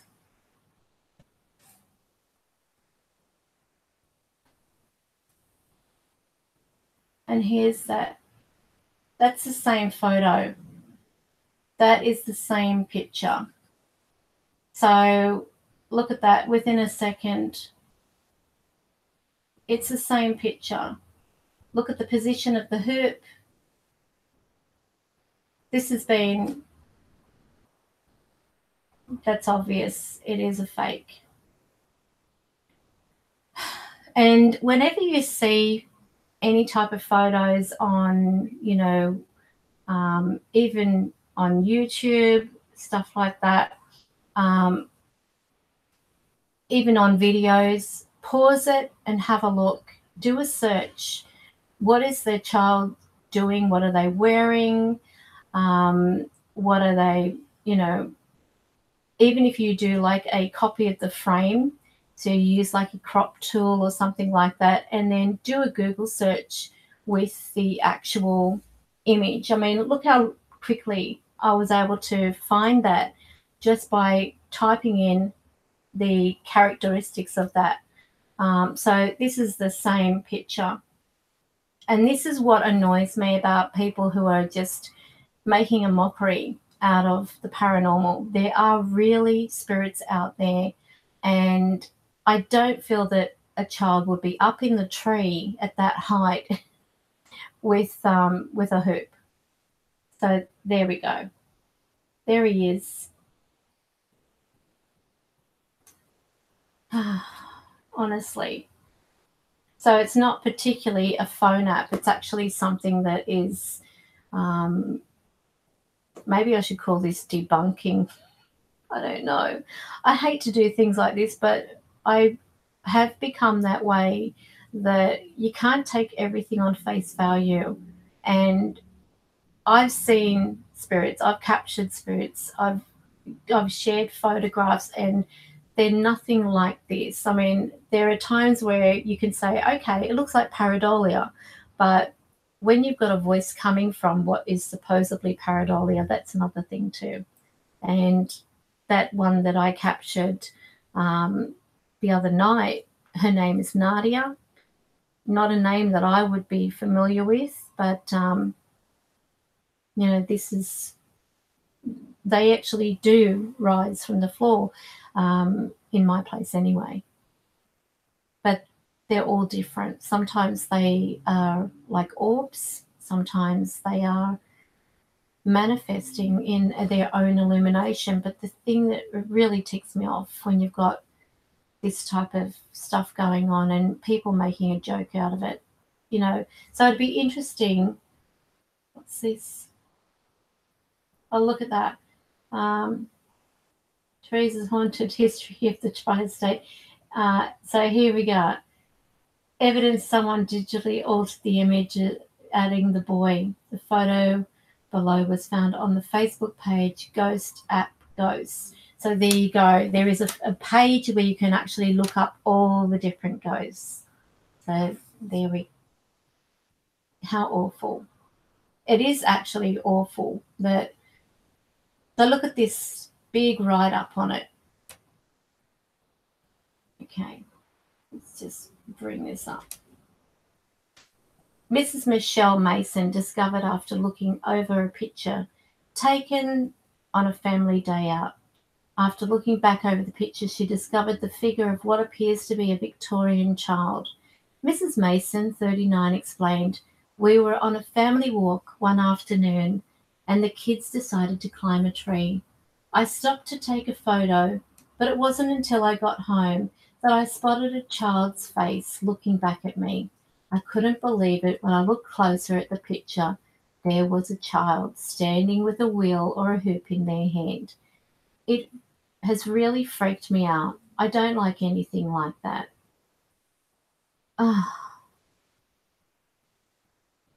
If I wasn't a lady, I'd want to punch her in the face. You look closely at the photo, you can see the deep dark eyes. It definitely bears a striking resemblance to the black-eyed child that has been spotted around Cannock Chase. Now look at the big story that she is creating with this. I don't think it looks evil though, or like it wants to cause any harm to my children. They were both a bit spooked by it at first, but any child would be. Now Mrs. Mason is keen to find out more about the history of Cannock Chase and a bit to reveal who the ghost child might be. She explained, "I would love to find out more about the history of the area and if there are experts who can help me out. It's a fascinating subject." And this just goes to show you why she only shared half the image, because she had no idea that someone was going to be able to pull it apart. And the worst thing about it is Cannock Chase has been made a joke because of people like this, people who actually go out of their way to fake images. So don't be, look, I don't want to burst in anyone's bubble, but call me a paranormal police, whatever. These things have to be brought to people's attention. These are the types that have to be eliminated. You know, they have to be stamped out, because if you're going to have evidence, show real evidence. If you don't get anything, you don't get anything. Simple as that. You'll see big gaps between my uploads because there are times that I won't get any photographs. I don't walk around with my camera on hand 24/7, but there are times they don't want to be photographed or they don't want to be recorded, and so you've got nothing. So that's okay. But these ones that have weekly activity uploaded, you've got to question it. You have to question it, because even with the fact that I've got resident spirits, it's a physical impossibility to capture it all the time. The other day I was in my room, and I don't know whether you saw the video where I actually felt someone, like they were pinching my little toe and my second toe. And I said, "Can you touch my toe again, or can you touch my foot again?" Something like that. And next minute, the door closed. Not the door of the room I was in, but the door in that hall. So I don't know why they closed it. I mean, nothing happened after it, but I was surprised at the fact that I actually captured it on the video. So that was pretty cool. So obviously they wanted to share some visible evidence in that way. I don't know. So yeah, and they act so scared every week. Why would they be so scared if they were doing this investigation every day? Exactly. I mean, that is amazing in itself. I mean, look, a person can say, "Wow, that's pretty incredible." You know, like if you're going in with the intent of them doing something, like asking them, can they move something or can they knock? Why do they freak out when it happens? You know, big deal. It's like saying to someone, you know, can you eat with your mouth shut? And they do it, and you're like, oh my God, they're doing it. They're eating with their mouth shut. You know, we don't fuss over things like that. So be realistic. So this one, let's get back to her. She explained, I would love to find out more about the history of the area. Is there any experts that can help me out? It's a fascinating subject.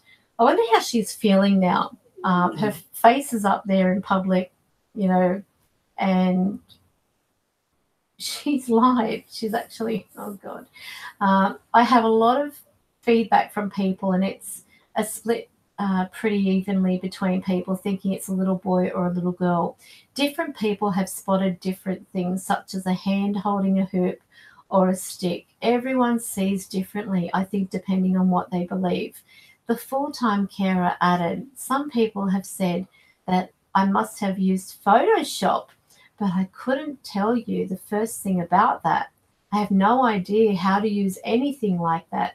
I just took the photo on our family compact camera. Compact camera. I thought you used a phone. Okay. But that is most likely just people who are skeptical and don't believe in the afterlife. That is always the first thing they say.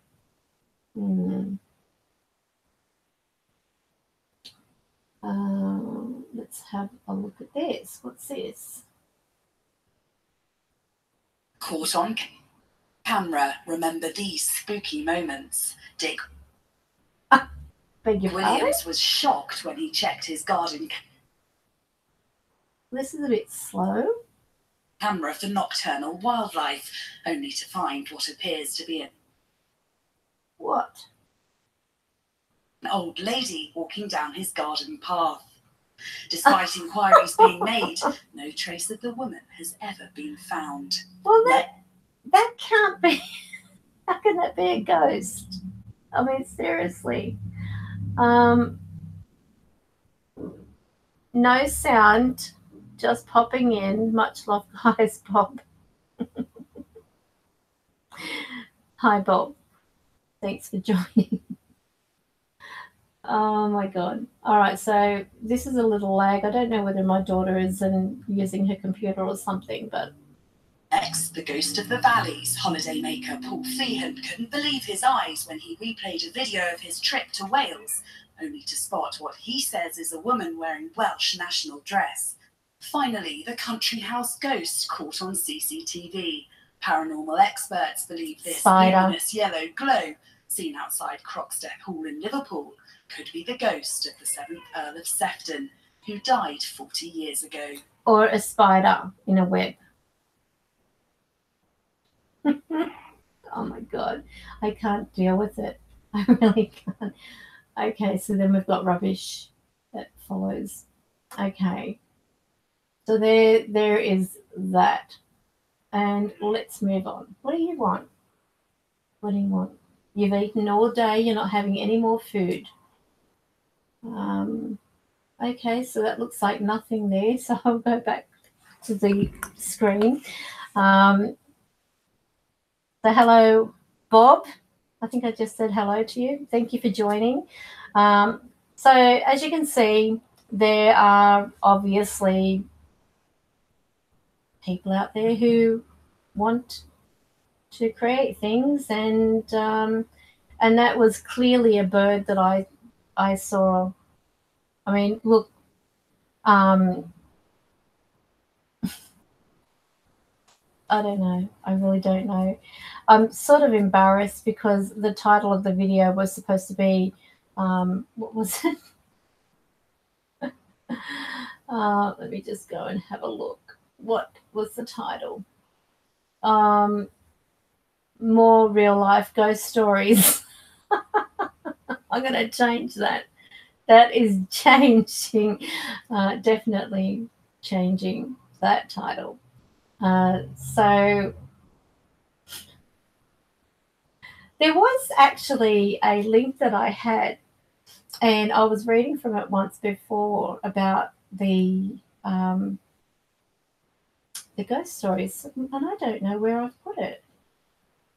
So I'm going to have to bear with me for a second while I look at in my links and see if I can find it, because they were actually quite good. They were the ones that people shared, if you remember, about, you know, their mother working in a call center for the police and everything like that. Hi, Strawberry Wine. Thanks for joining. So let's have a look. This might be it. Is it? Oh, yes, I found it. Is it? I think.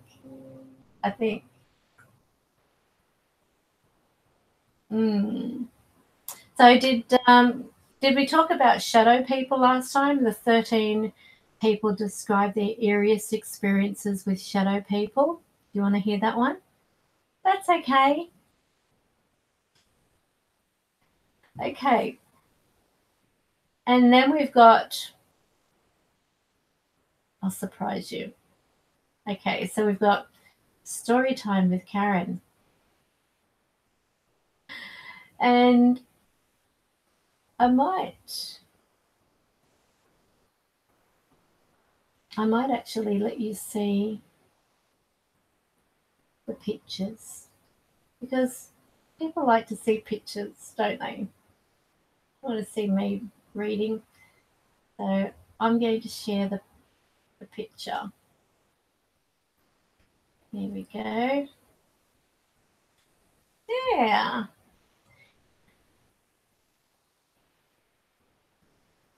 While shadow people may often be thought of, just move this over so you can hear me a bit better. Okay. While shadow people may often be thought of as modern phenomenon, thanks in part to the rise of the internet, these mysterious dark entities can be traced back to ancient times. Found in our legends and folklore, these shadow beings have taken the form of shades. I thought we were going to say like 50 Shades of Grey. For shades of the underworld in ancient Greek mythology and mystic creatures in Native American legends. It seems shadow people have always been with us, generally described as dark figure or black mass. They often appear as living shadows, flickering in and out of our peripheral vision. The following stories of real shadow people have been shared by people from around the world, but be warned, these stories are not for the easily spooked. If you've ever experienced the sensation of being watched when you thought you were alone, heed these warnings and don't look into the shadows. You never know what you may find staring back at you. The screams. When my daughter was between the age of 3 and 8, she spoke of people with no face or figures of shadows. She would often wake me, telling me there is a man or a figure standing in her closet. The most frightening of stories, she woke me up to ask if I heard the screams. She said there was a shadow who stood at her doorway and screamed at her, then flew into my room and screamed at my wife and I. At this point, she was in an uncontrollable sobs, unable to understand why I did not wake up. She's now 11 and the encounters have stopped. She refuses to speak of whatever was going on with her and makes light of my questions. Whilst we're talking about spirits, I'll never forget the time when, let me just stop this. I'll never forget the time when my Dutch grandfather passed away. And as it was, my kids weren't taken to his funeral by any means, because of the fact that it wasn't the place, and they really didn't know this Dutch grandfather very well. I think he saw him as a baby, but apart from that, he hadn't seen him. Well, this particular night, my middle daughter came out saying she couldn't go to sleep because of the man standing in the room, and he was all in white. And she said he was pointing at her or had his hand out. And I said, well, just tell him that you want to go to sleep and he'll go away. Didn't know who it could be. But when she described him, I thought, that sounds like Pop. Sounds like Pop Van Look. So I said to her, if it's Pop Van Look, just say, if this is you, Pop Van Look, can you please go away? So it was quite weird. Then we went over to their place, and my Dutch grandmother was still alive at this point. And up on the wall, hang on, was it? No, it wasn't. My stepfather had a photo. Each of the kids in the family were given this photo of him, and he used to do lawn bowls. And so he had the white lawn bowl outfit on and so on.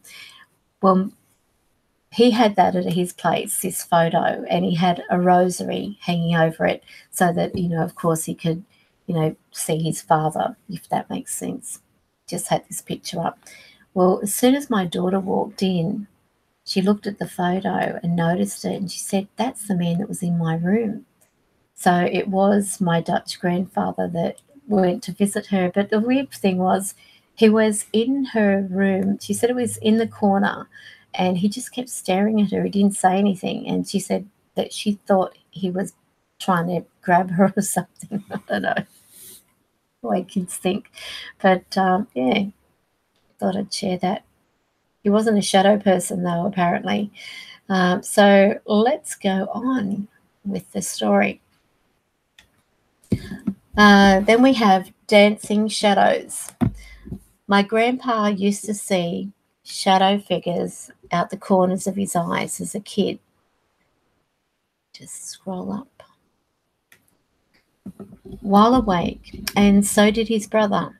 He was a very no-nonsense Englishman, so one day he simply told them he wouldn't be seeing them anymore. Thank you very much. And he never did after that. He said they didn't scare him, but they distracted him. He would see them sort of doing cartwheels, dancing jerky dances like puppets dance, or just walking around. When he got into the grammar school, he decided he was too grown up for them and told them to go away. His brother carried on seeing them as far as he knew and never stopped. He 100% did not believe in the paranormal. It was all about science. Never heard him tell a ghost story in my life. He told me about this when I was in my 20s, so he certainly wasn't trying to scare the granddaughter. How can you not believe in the paranormal after you see something that defies logic? And another thing that I'm going to point out too is, there's sometimes where people say that if you can't, contact the dead straight away, then you're not a medium or that type of thing.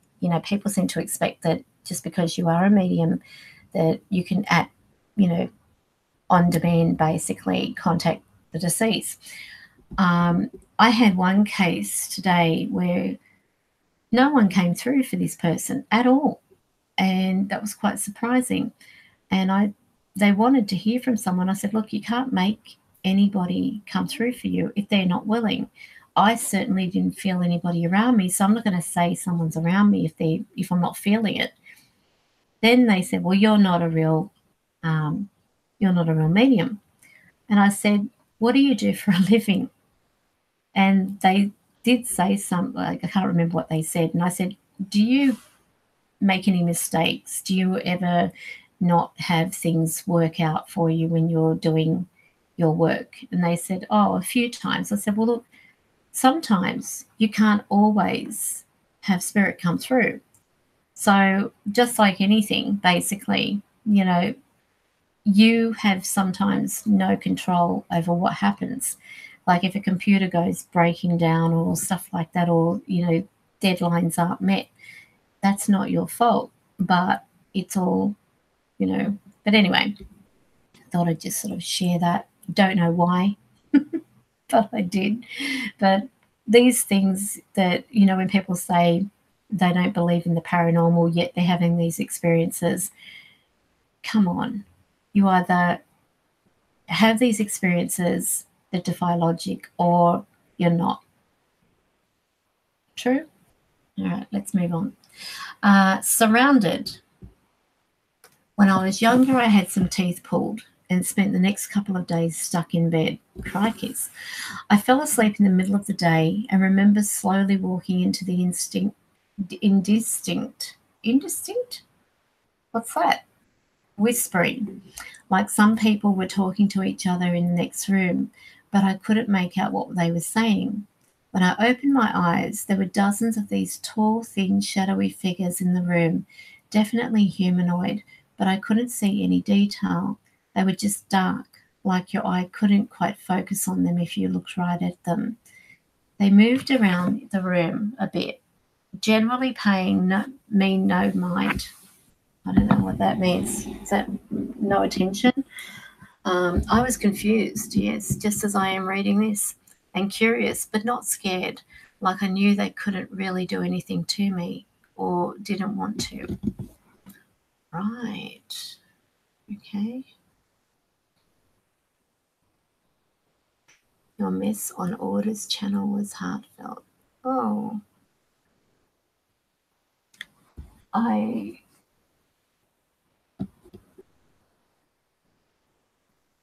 I must have missed that.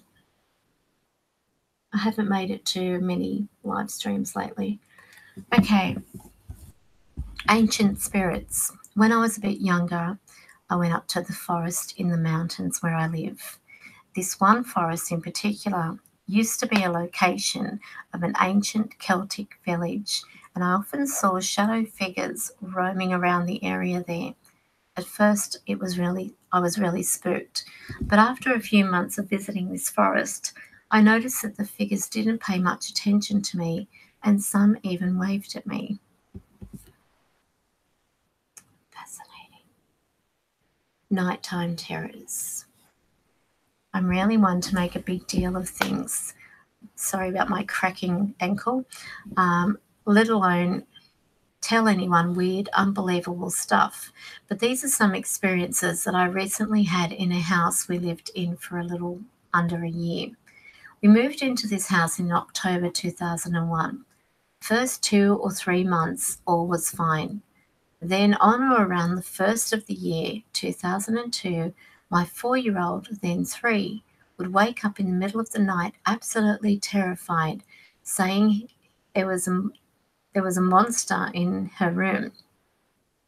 Now, of course, I brushed this off as childhood nightmares, but then later in February, I started waking up in the middle of the night with a feeling of someone staring at me. Note, my daughter stopped getting up. Upon looking at the general vicinity of where this feeling was coming from, I would briefly see shadowy black and grey apparition that would be gone as soon as my eyes focused. This would give me the chills. Then I would go to sleep. This occurred 2 to 3 times a week for months. The same nightly scenario, I'd wake up, focus and gone, or wake up and see it, then turn the TV and it was gone. I assume that's turn on the TV and it was gone. Only once did my fiance actually see the apparition too. Should be also. I think it was June. She woke me up in the middle of the night and said she saw a faceless child standing next to her, about 3 feet from her side of the bed. Where is it? Let's scroll up. It's a bit of a long one. As soon as she looked at the face, it was gone. I then got up telling her it must have been my daughter. I went into her room and she was fast asleep. Other than this, she never saw anything again. The most frightful experience with it was in late August when I woke out of a dead sleep again and did this routine, except this time it didn't disappear. It stayed floating in the corner of the room. It was swirling black cloud with some grey in it, probably 4 to 5 foot long, 1.5 feet wide. I will honestly say that I have not felt that kind of fear ever in my life. It felt like there was pure evil in the room. I couldn't move, but I was able to nudge my fiancé and say, look, there it is. That thing I keep seeing. With that, she rolled over, and only after she turned over, it disappeared. We moved out in late September, and I have not been woken up since. I did ask a few people of the history of the house, but no one's recollection did anyone ever meet their fate on that ground. Like I said, normally I wouldn't take the time to write this. However, I feel as though I needed to get this off my chest. The next one. Are you enjoying these, or do you want me to go on to something else?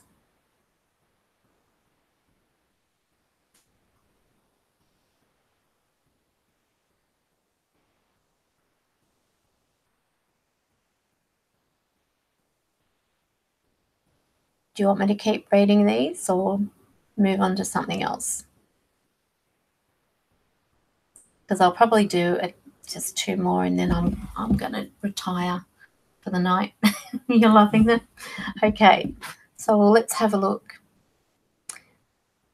These are a little short. They know who you are. The thing about them is they don't move the way people say ghosts move. Sort of unaware of their surroundings. They move around like people for the most part, as if they're really interacting with the world.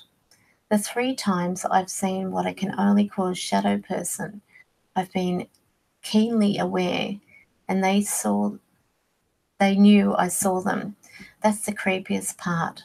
And they seem to know who you are and where they are. That they're intelligent. I think I'll go into something else. It's getting a little boring for me. So if I'm getting bored, I'm sure you are. So let me see. Oh, strange tales.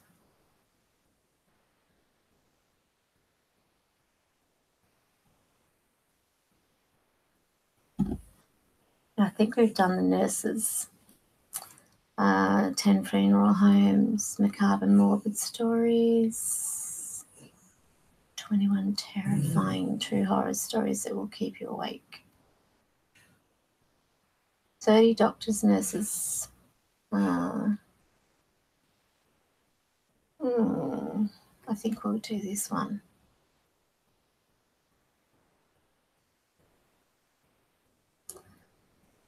From beyond, 13 people share their true ghost stories and otherworldly tales.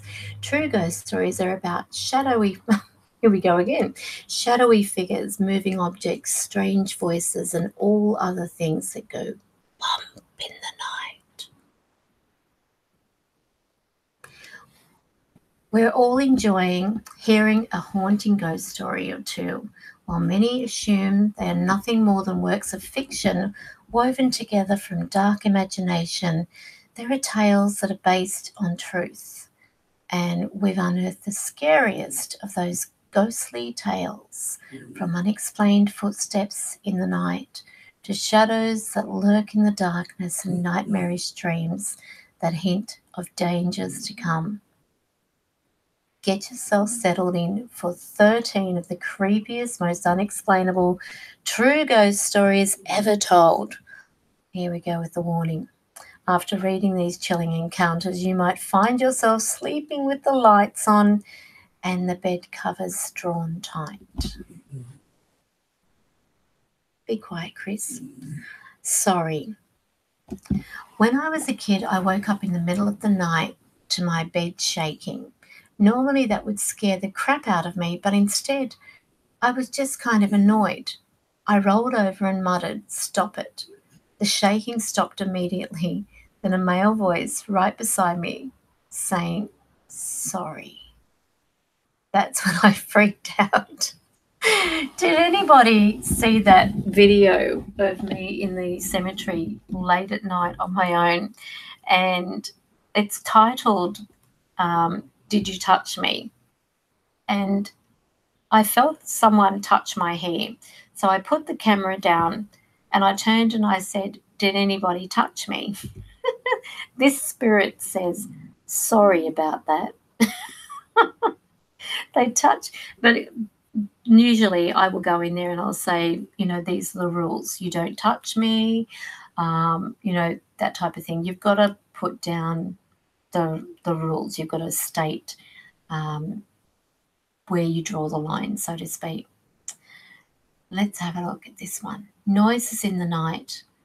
One night I was doing my usual stuff and watching some TV before bed.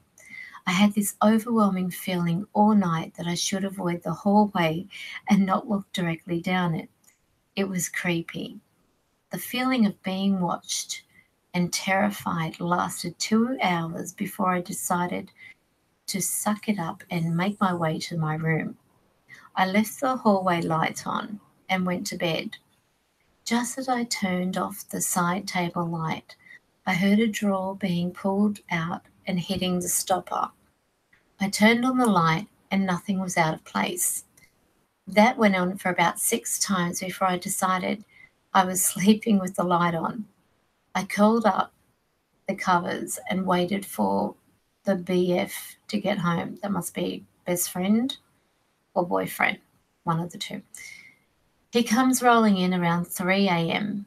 He's laughing at me for being such a pussy. He gets into bed and turns the light off, and that's when all hell broke loose. All the doors down the hallway slammed shut one by one. Then our closet doors started rattling. The sound coming from inside could only be described as total destruction. It sounded like the shelves, the pole, everything in there was being tossed around. The boyfriend, there must be boyfriend, joined me under the covers and we were both terrified. After it stopped, it took 5 to 10 minutes to convince him to go check around the house. Nothing was out of place, and our roommate had driven 3 hours back home that night to be with his family, so we knew it wasn't him. We slept with the light on for the rest of the night and moved out as soon after. I still can't drive by that house without being creeped out. The Man in the Hat. My son is 10 now, but when he was 3, he said he saw a man with a big hat standing in his bedroom doorway staring at him while he tried to sleep. The man disappeared after a while, but he could feel him sit down on his bed. He still randomly brings it up, so I don't think it was just a 3-year-old's overactive imagination. And the thing is that children are more susceptible also. So it's, unless they've actually seen a horror movie or something scary to that, type of thing, they're unlikely to make things up, especially like that. I was driving home from work one night when I saw a little girl on a tricycle riding across the street in some woods that dropped off into a creek. I braked and skid to avoid her and walked to where I thought she fell. I saw no one, and a cop pulls up to ask me what I'm doing. I tell him was the person I needed. I was still in my security uniform and oh gosh, I hate it when people write like this, and tell him that I saw a little girl riding her tricycle across the street, heading into that area where it dropped off. He then tells me right away that I see what some of the other drivers here see. It was more than 40 years ago a child was killed riding her tricycle across the section of the road. Others have seen her multiple times, sometimes walking, other times on her bicycle or tricycle. After some construction brought change to the section of the road with expansions and barriers, the sightings all ceased. And it's funny because normally they say that, renovations or excavation work and stuff like that brings them out. Personally, I don't believe that anyway. The dream. I woke up to get a glass of water at night, past my dad on the way to the kitchen. I asked him something about where he was going. He walked right past me, like he didn't see or even hear me, just was in a type of trance. And he walked out the front door. I looked out the front window and he was sitting on our sidewalk near under a tree, hands on his knees, staring into the dark. I went to my mum's room and asked her what Dad was doing. She said, "What do you mean?" "He's right here." She scooted over and there was my dad laying in bed asleep. Doppelganger, maybe? The voices. A long time ago, back when I was in high school, freshman or sophomore, my mum was out of town for some reason. My younger brother and two sisters were staying with my grandparents. I was home alone. Monday morning, I'm up waiting for my grandpa to pick me up and give me a ride to school. We lived in an old historic 2-story house. I'm sitting downstairs in this living room watching TV. All of a sudden, I hear a man and a woman talking upstairs. Sounds like they're in my mum's room. I turned off the TV to hear better. I could distinctly hear a man and woman talking to each other. I could not hear individual words, just mumbling.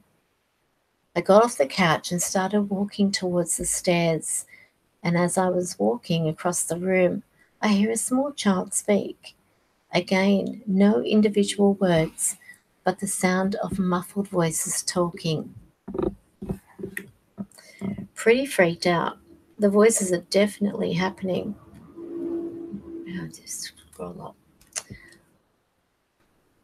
As I approach the bottom stair, something upstairs in my mum's room hits the floor like a semi-loud thud. To me, it seemed like someone pulled a dresser drawer too far out and it came out and hit the floor. The voices stopped immediately, and I ran the outside and waited for my grandpa. Middle of winter, no coat, did not care.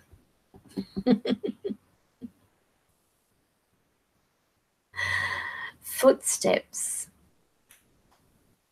The only one I have is when I was in 4th grade, when I was little. I would always sleep with the door open. I went through a phase where I would wake up between 3 a.m. and 4 a.m. every night, and every single night I would hear footsteps walking up my stairs, around my living room, through my dining room, across my kitchen, and down my hallway. They would always stop right before my doorway, then turn around and go back into the basement. One night, they didn't stop. What I saw was a shadow of a little boy walked right up in front of my doorway, looked at me for a few seconds, then it walked away, back down the stairs. I slept with the door closed the next night.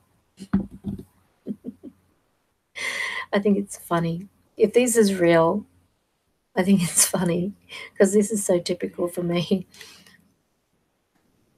The waving hand. Okay, I just heard someone talking around me. When I was a kid, I once woke up in the middle of the night.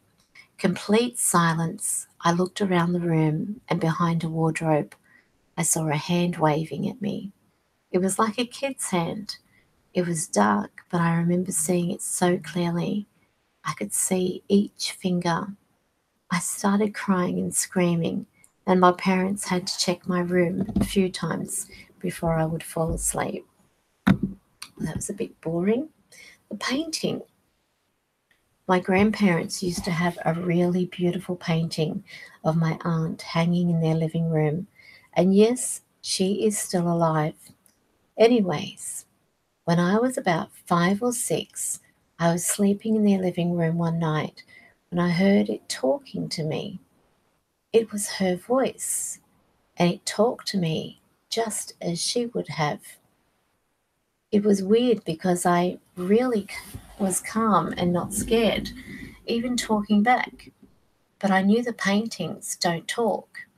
Eventually, she told me to go wake up my grandpa and tell him she wants to talk to him.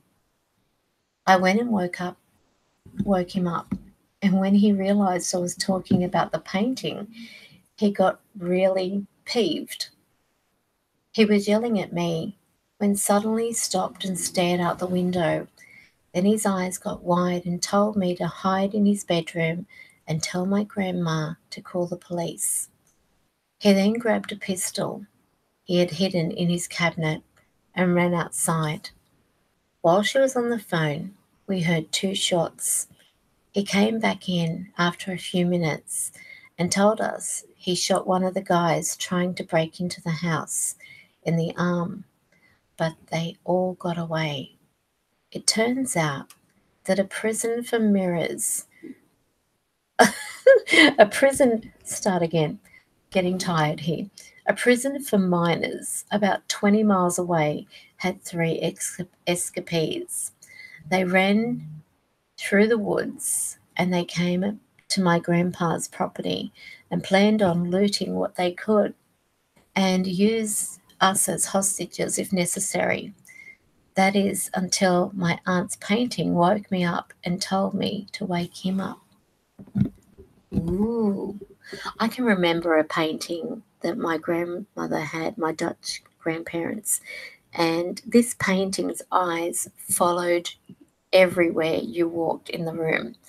It was a picture of Jesus. And I used to think I was in big trouble.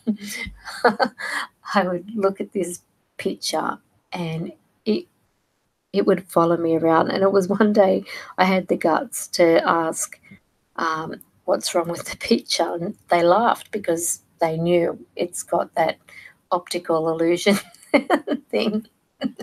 But, you know, of all the things that scared me, it was that picture. Oh, dear. The hand. Another one. When I was around 12, me, my cousin, and my brother were building a snow igloo in my grandmother's backyard. We had the whole dome complete and were working on the inside, making the walls smooth, when I accidentally smoothed it a little too much and a little hole to the outside formed. Instantly, a hand shot through the hole and started reaching around, trying to grab something. At first, none of us in the igloo really freaked out, since we thought it was my little sister trying to break our fort. After grasping around for about 10 seconds, the hand pulled itself back out of the hole. However, when we went to scold my sister, there was no one there, and there were no footsteps out there apart from our own. Imagine if they grabbed the hand. The man with the black eyes. When I was a teenager, I used to babysit my cousin Alyssa. She was little, maybe almost 2, maybe a little older, old enough to say sentences. Giving her a bath before bed, when she looks out into the hallway and gets a terrified look on her face and starts crying. At this moment, my aunt's Pomeranian starts going nuts as well, barking and growling in the hallway. The atmosphere in the room became uncomfortable, and as I started getting scared. I took her downstairs from the 3rd floor in the townhouse to try and calm her down. I asked her what was wrong. She said something along the lines of, the man with the black eyes was there. When I continued to pry, she looked up at the 2nd floor stairs, her eyes getting big, and looks at me. Bringing her finger up to her mouth, she said, shh, while shaking her head, no. Oh, goodness me, these are so lame. Child, I think I'll do one more. Let me just scroll down.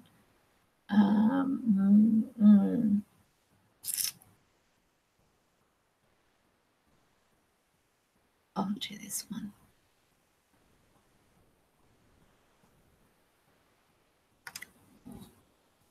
The good deed. It was not me, it was my father. He was in a van going to church function somewhere in Iowa. They were travelling down the highway when they saw a guy walking down the road, and the youth pastor decided to pick him up since it was raining. They asked the guy where his destination was, and it was just past the town they were heading to. The rain turned into a very strong storm. It was late afternoon, and it was pitch black outside. The group kept going. The group kept in high spirits singing church songs, as you do. When they were going past the town, they couldn't see anything. Shortly passing the town in the middle of nowhere, the gentleman said, "This is my destination." "It's still storming bad outside," the youth pastor says. "We can take you further." The guy says, "This is where I need to be." So they stop about 2 to 3 miles past the town. The guy then asks for some money. The youth pastor felt moved to give him the 4 $100 bills in his wallet, all the money he had. The guy exits the big, large crack of... Hang on, start again. Gee, when I get tired, I start... The guy exits the van. A large crack of thunder turns their heads away. They look back. There is no man there anymore. Split second, and he's gone, and the rain had just stopped. The group was shocked. They said a prayer for the guy and went back toward town. They turned onto the exit of the town and saw the town. It had been ravaged by a tornado about when they were going past on the highway. They went into the town to immediately start helping people. Later that night, the youth pastor pulled out his wallet, and there in his wallet were 8 $100 bills.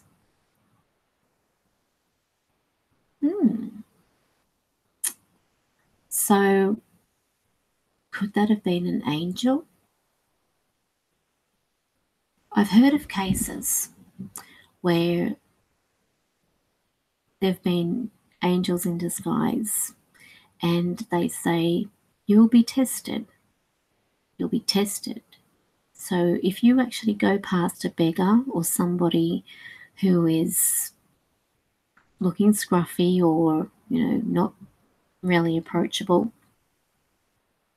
don't disavow a person in need, because you just never know. It might be an angel.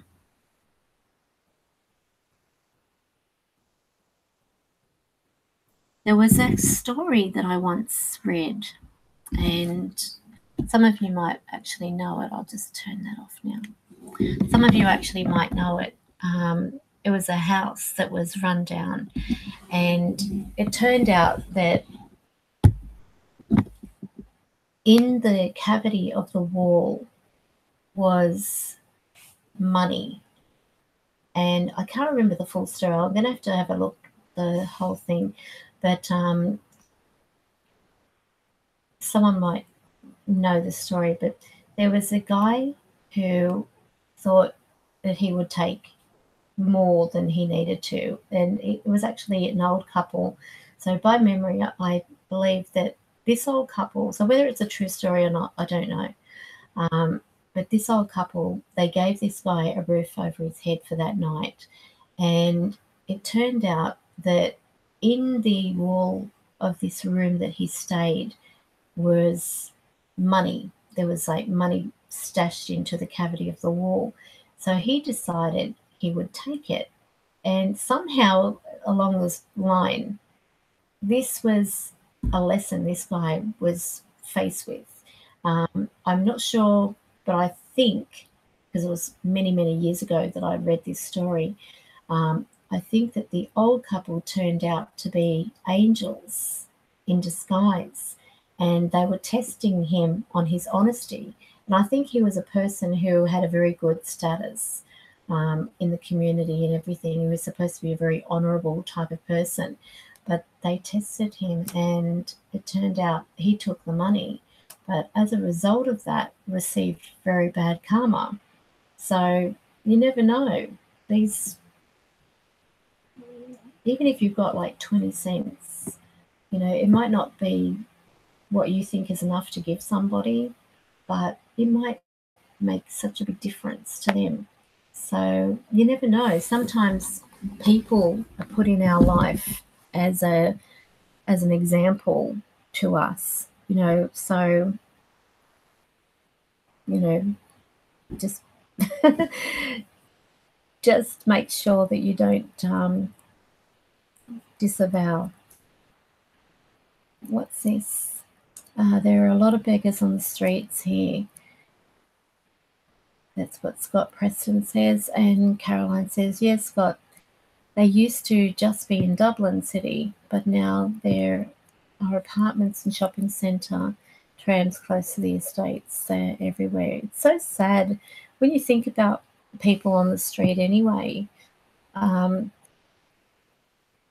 heard of cases that there are some people who choose to live on the street. So, yeah, it is sad. You don't know. But, I mean, you can't, can you really afford to, I mean, it's only by the grace of God that we have roofs over our head. And it could, our life can turn on a dime. So, I don't know. Makes you think, doesn't it? Anyway, I hope you've all had a good night. It's now almost 1 a.m. here in Sydney. I came on at 10 p.m. So I think I've had, 4.5 hours almost at 12:30 a.m. So I might have to go. Tomorrow is a big day for me, and I will, if there is anyone watching, I actually do have a private group on Facebook, and tomorrow night we're going to be talking about missing persons, and I might even try the spirit box, which has become quite an interesting tool of late. So we can see whether there is any type of feedback that comes through about these particular missing people. So yes, that's true, Scott. Any of us could, and it doesn't have to be, you know, by someone taking our house away. It could actually be that, you know, our foundation of our home isn't as strong as we would hope it to be. So you just don't know.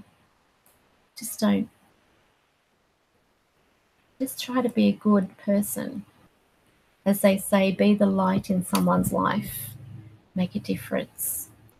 You know, there's just on a parting words on that. Have you ever thought about what footprints you're going to leave in this world?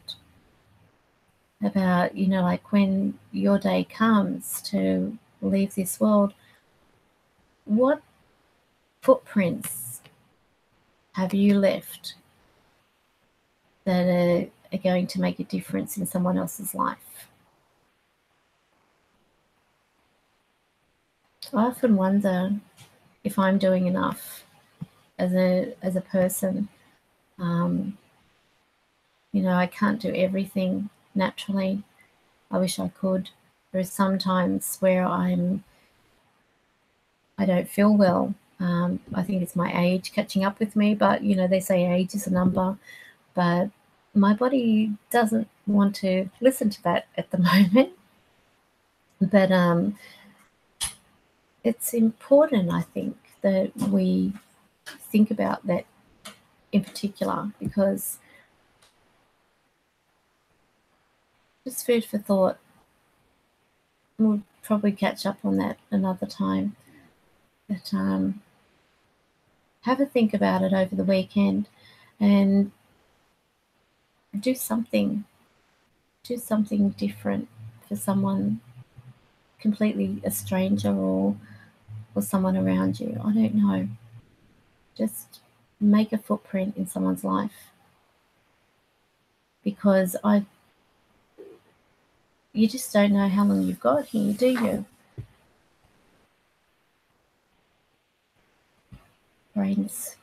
This is what happens when I get tired. I start thinking.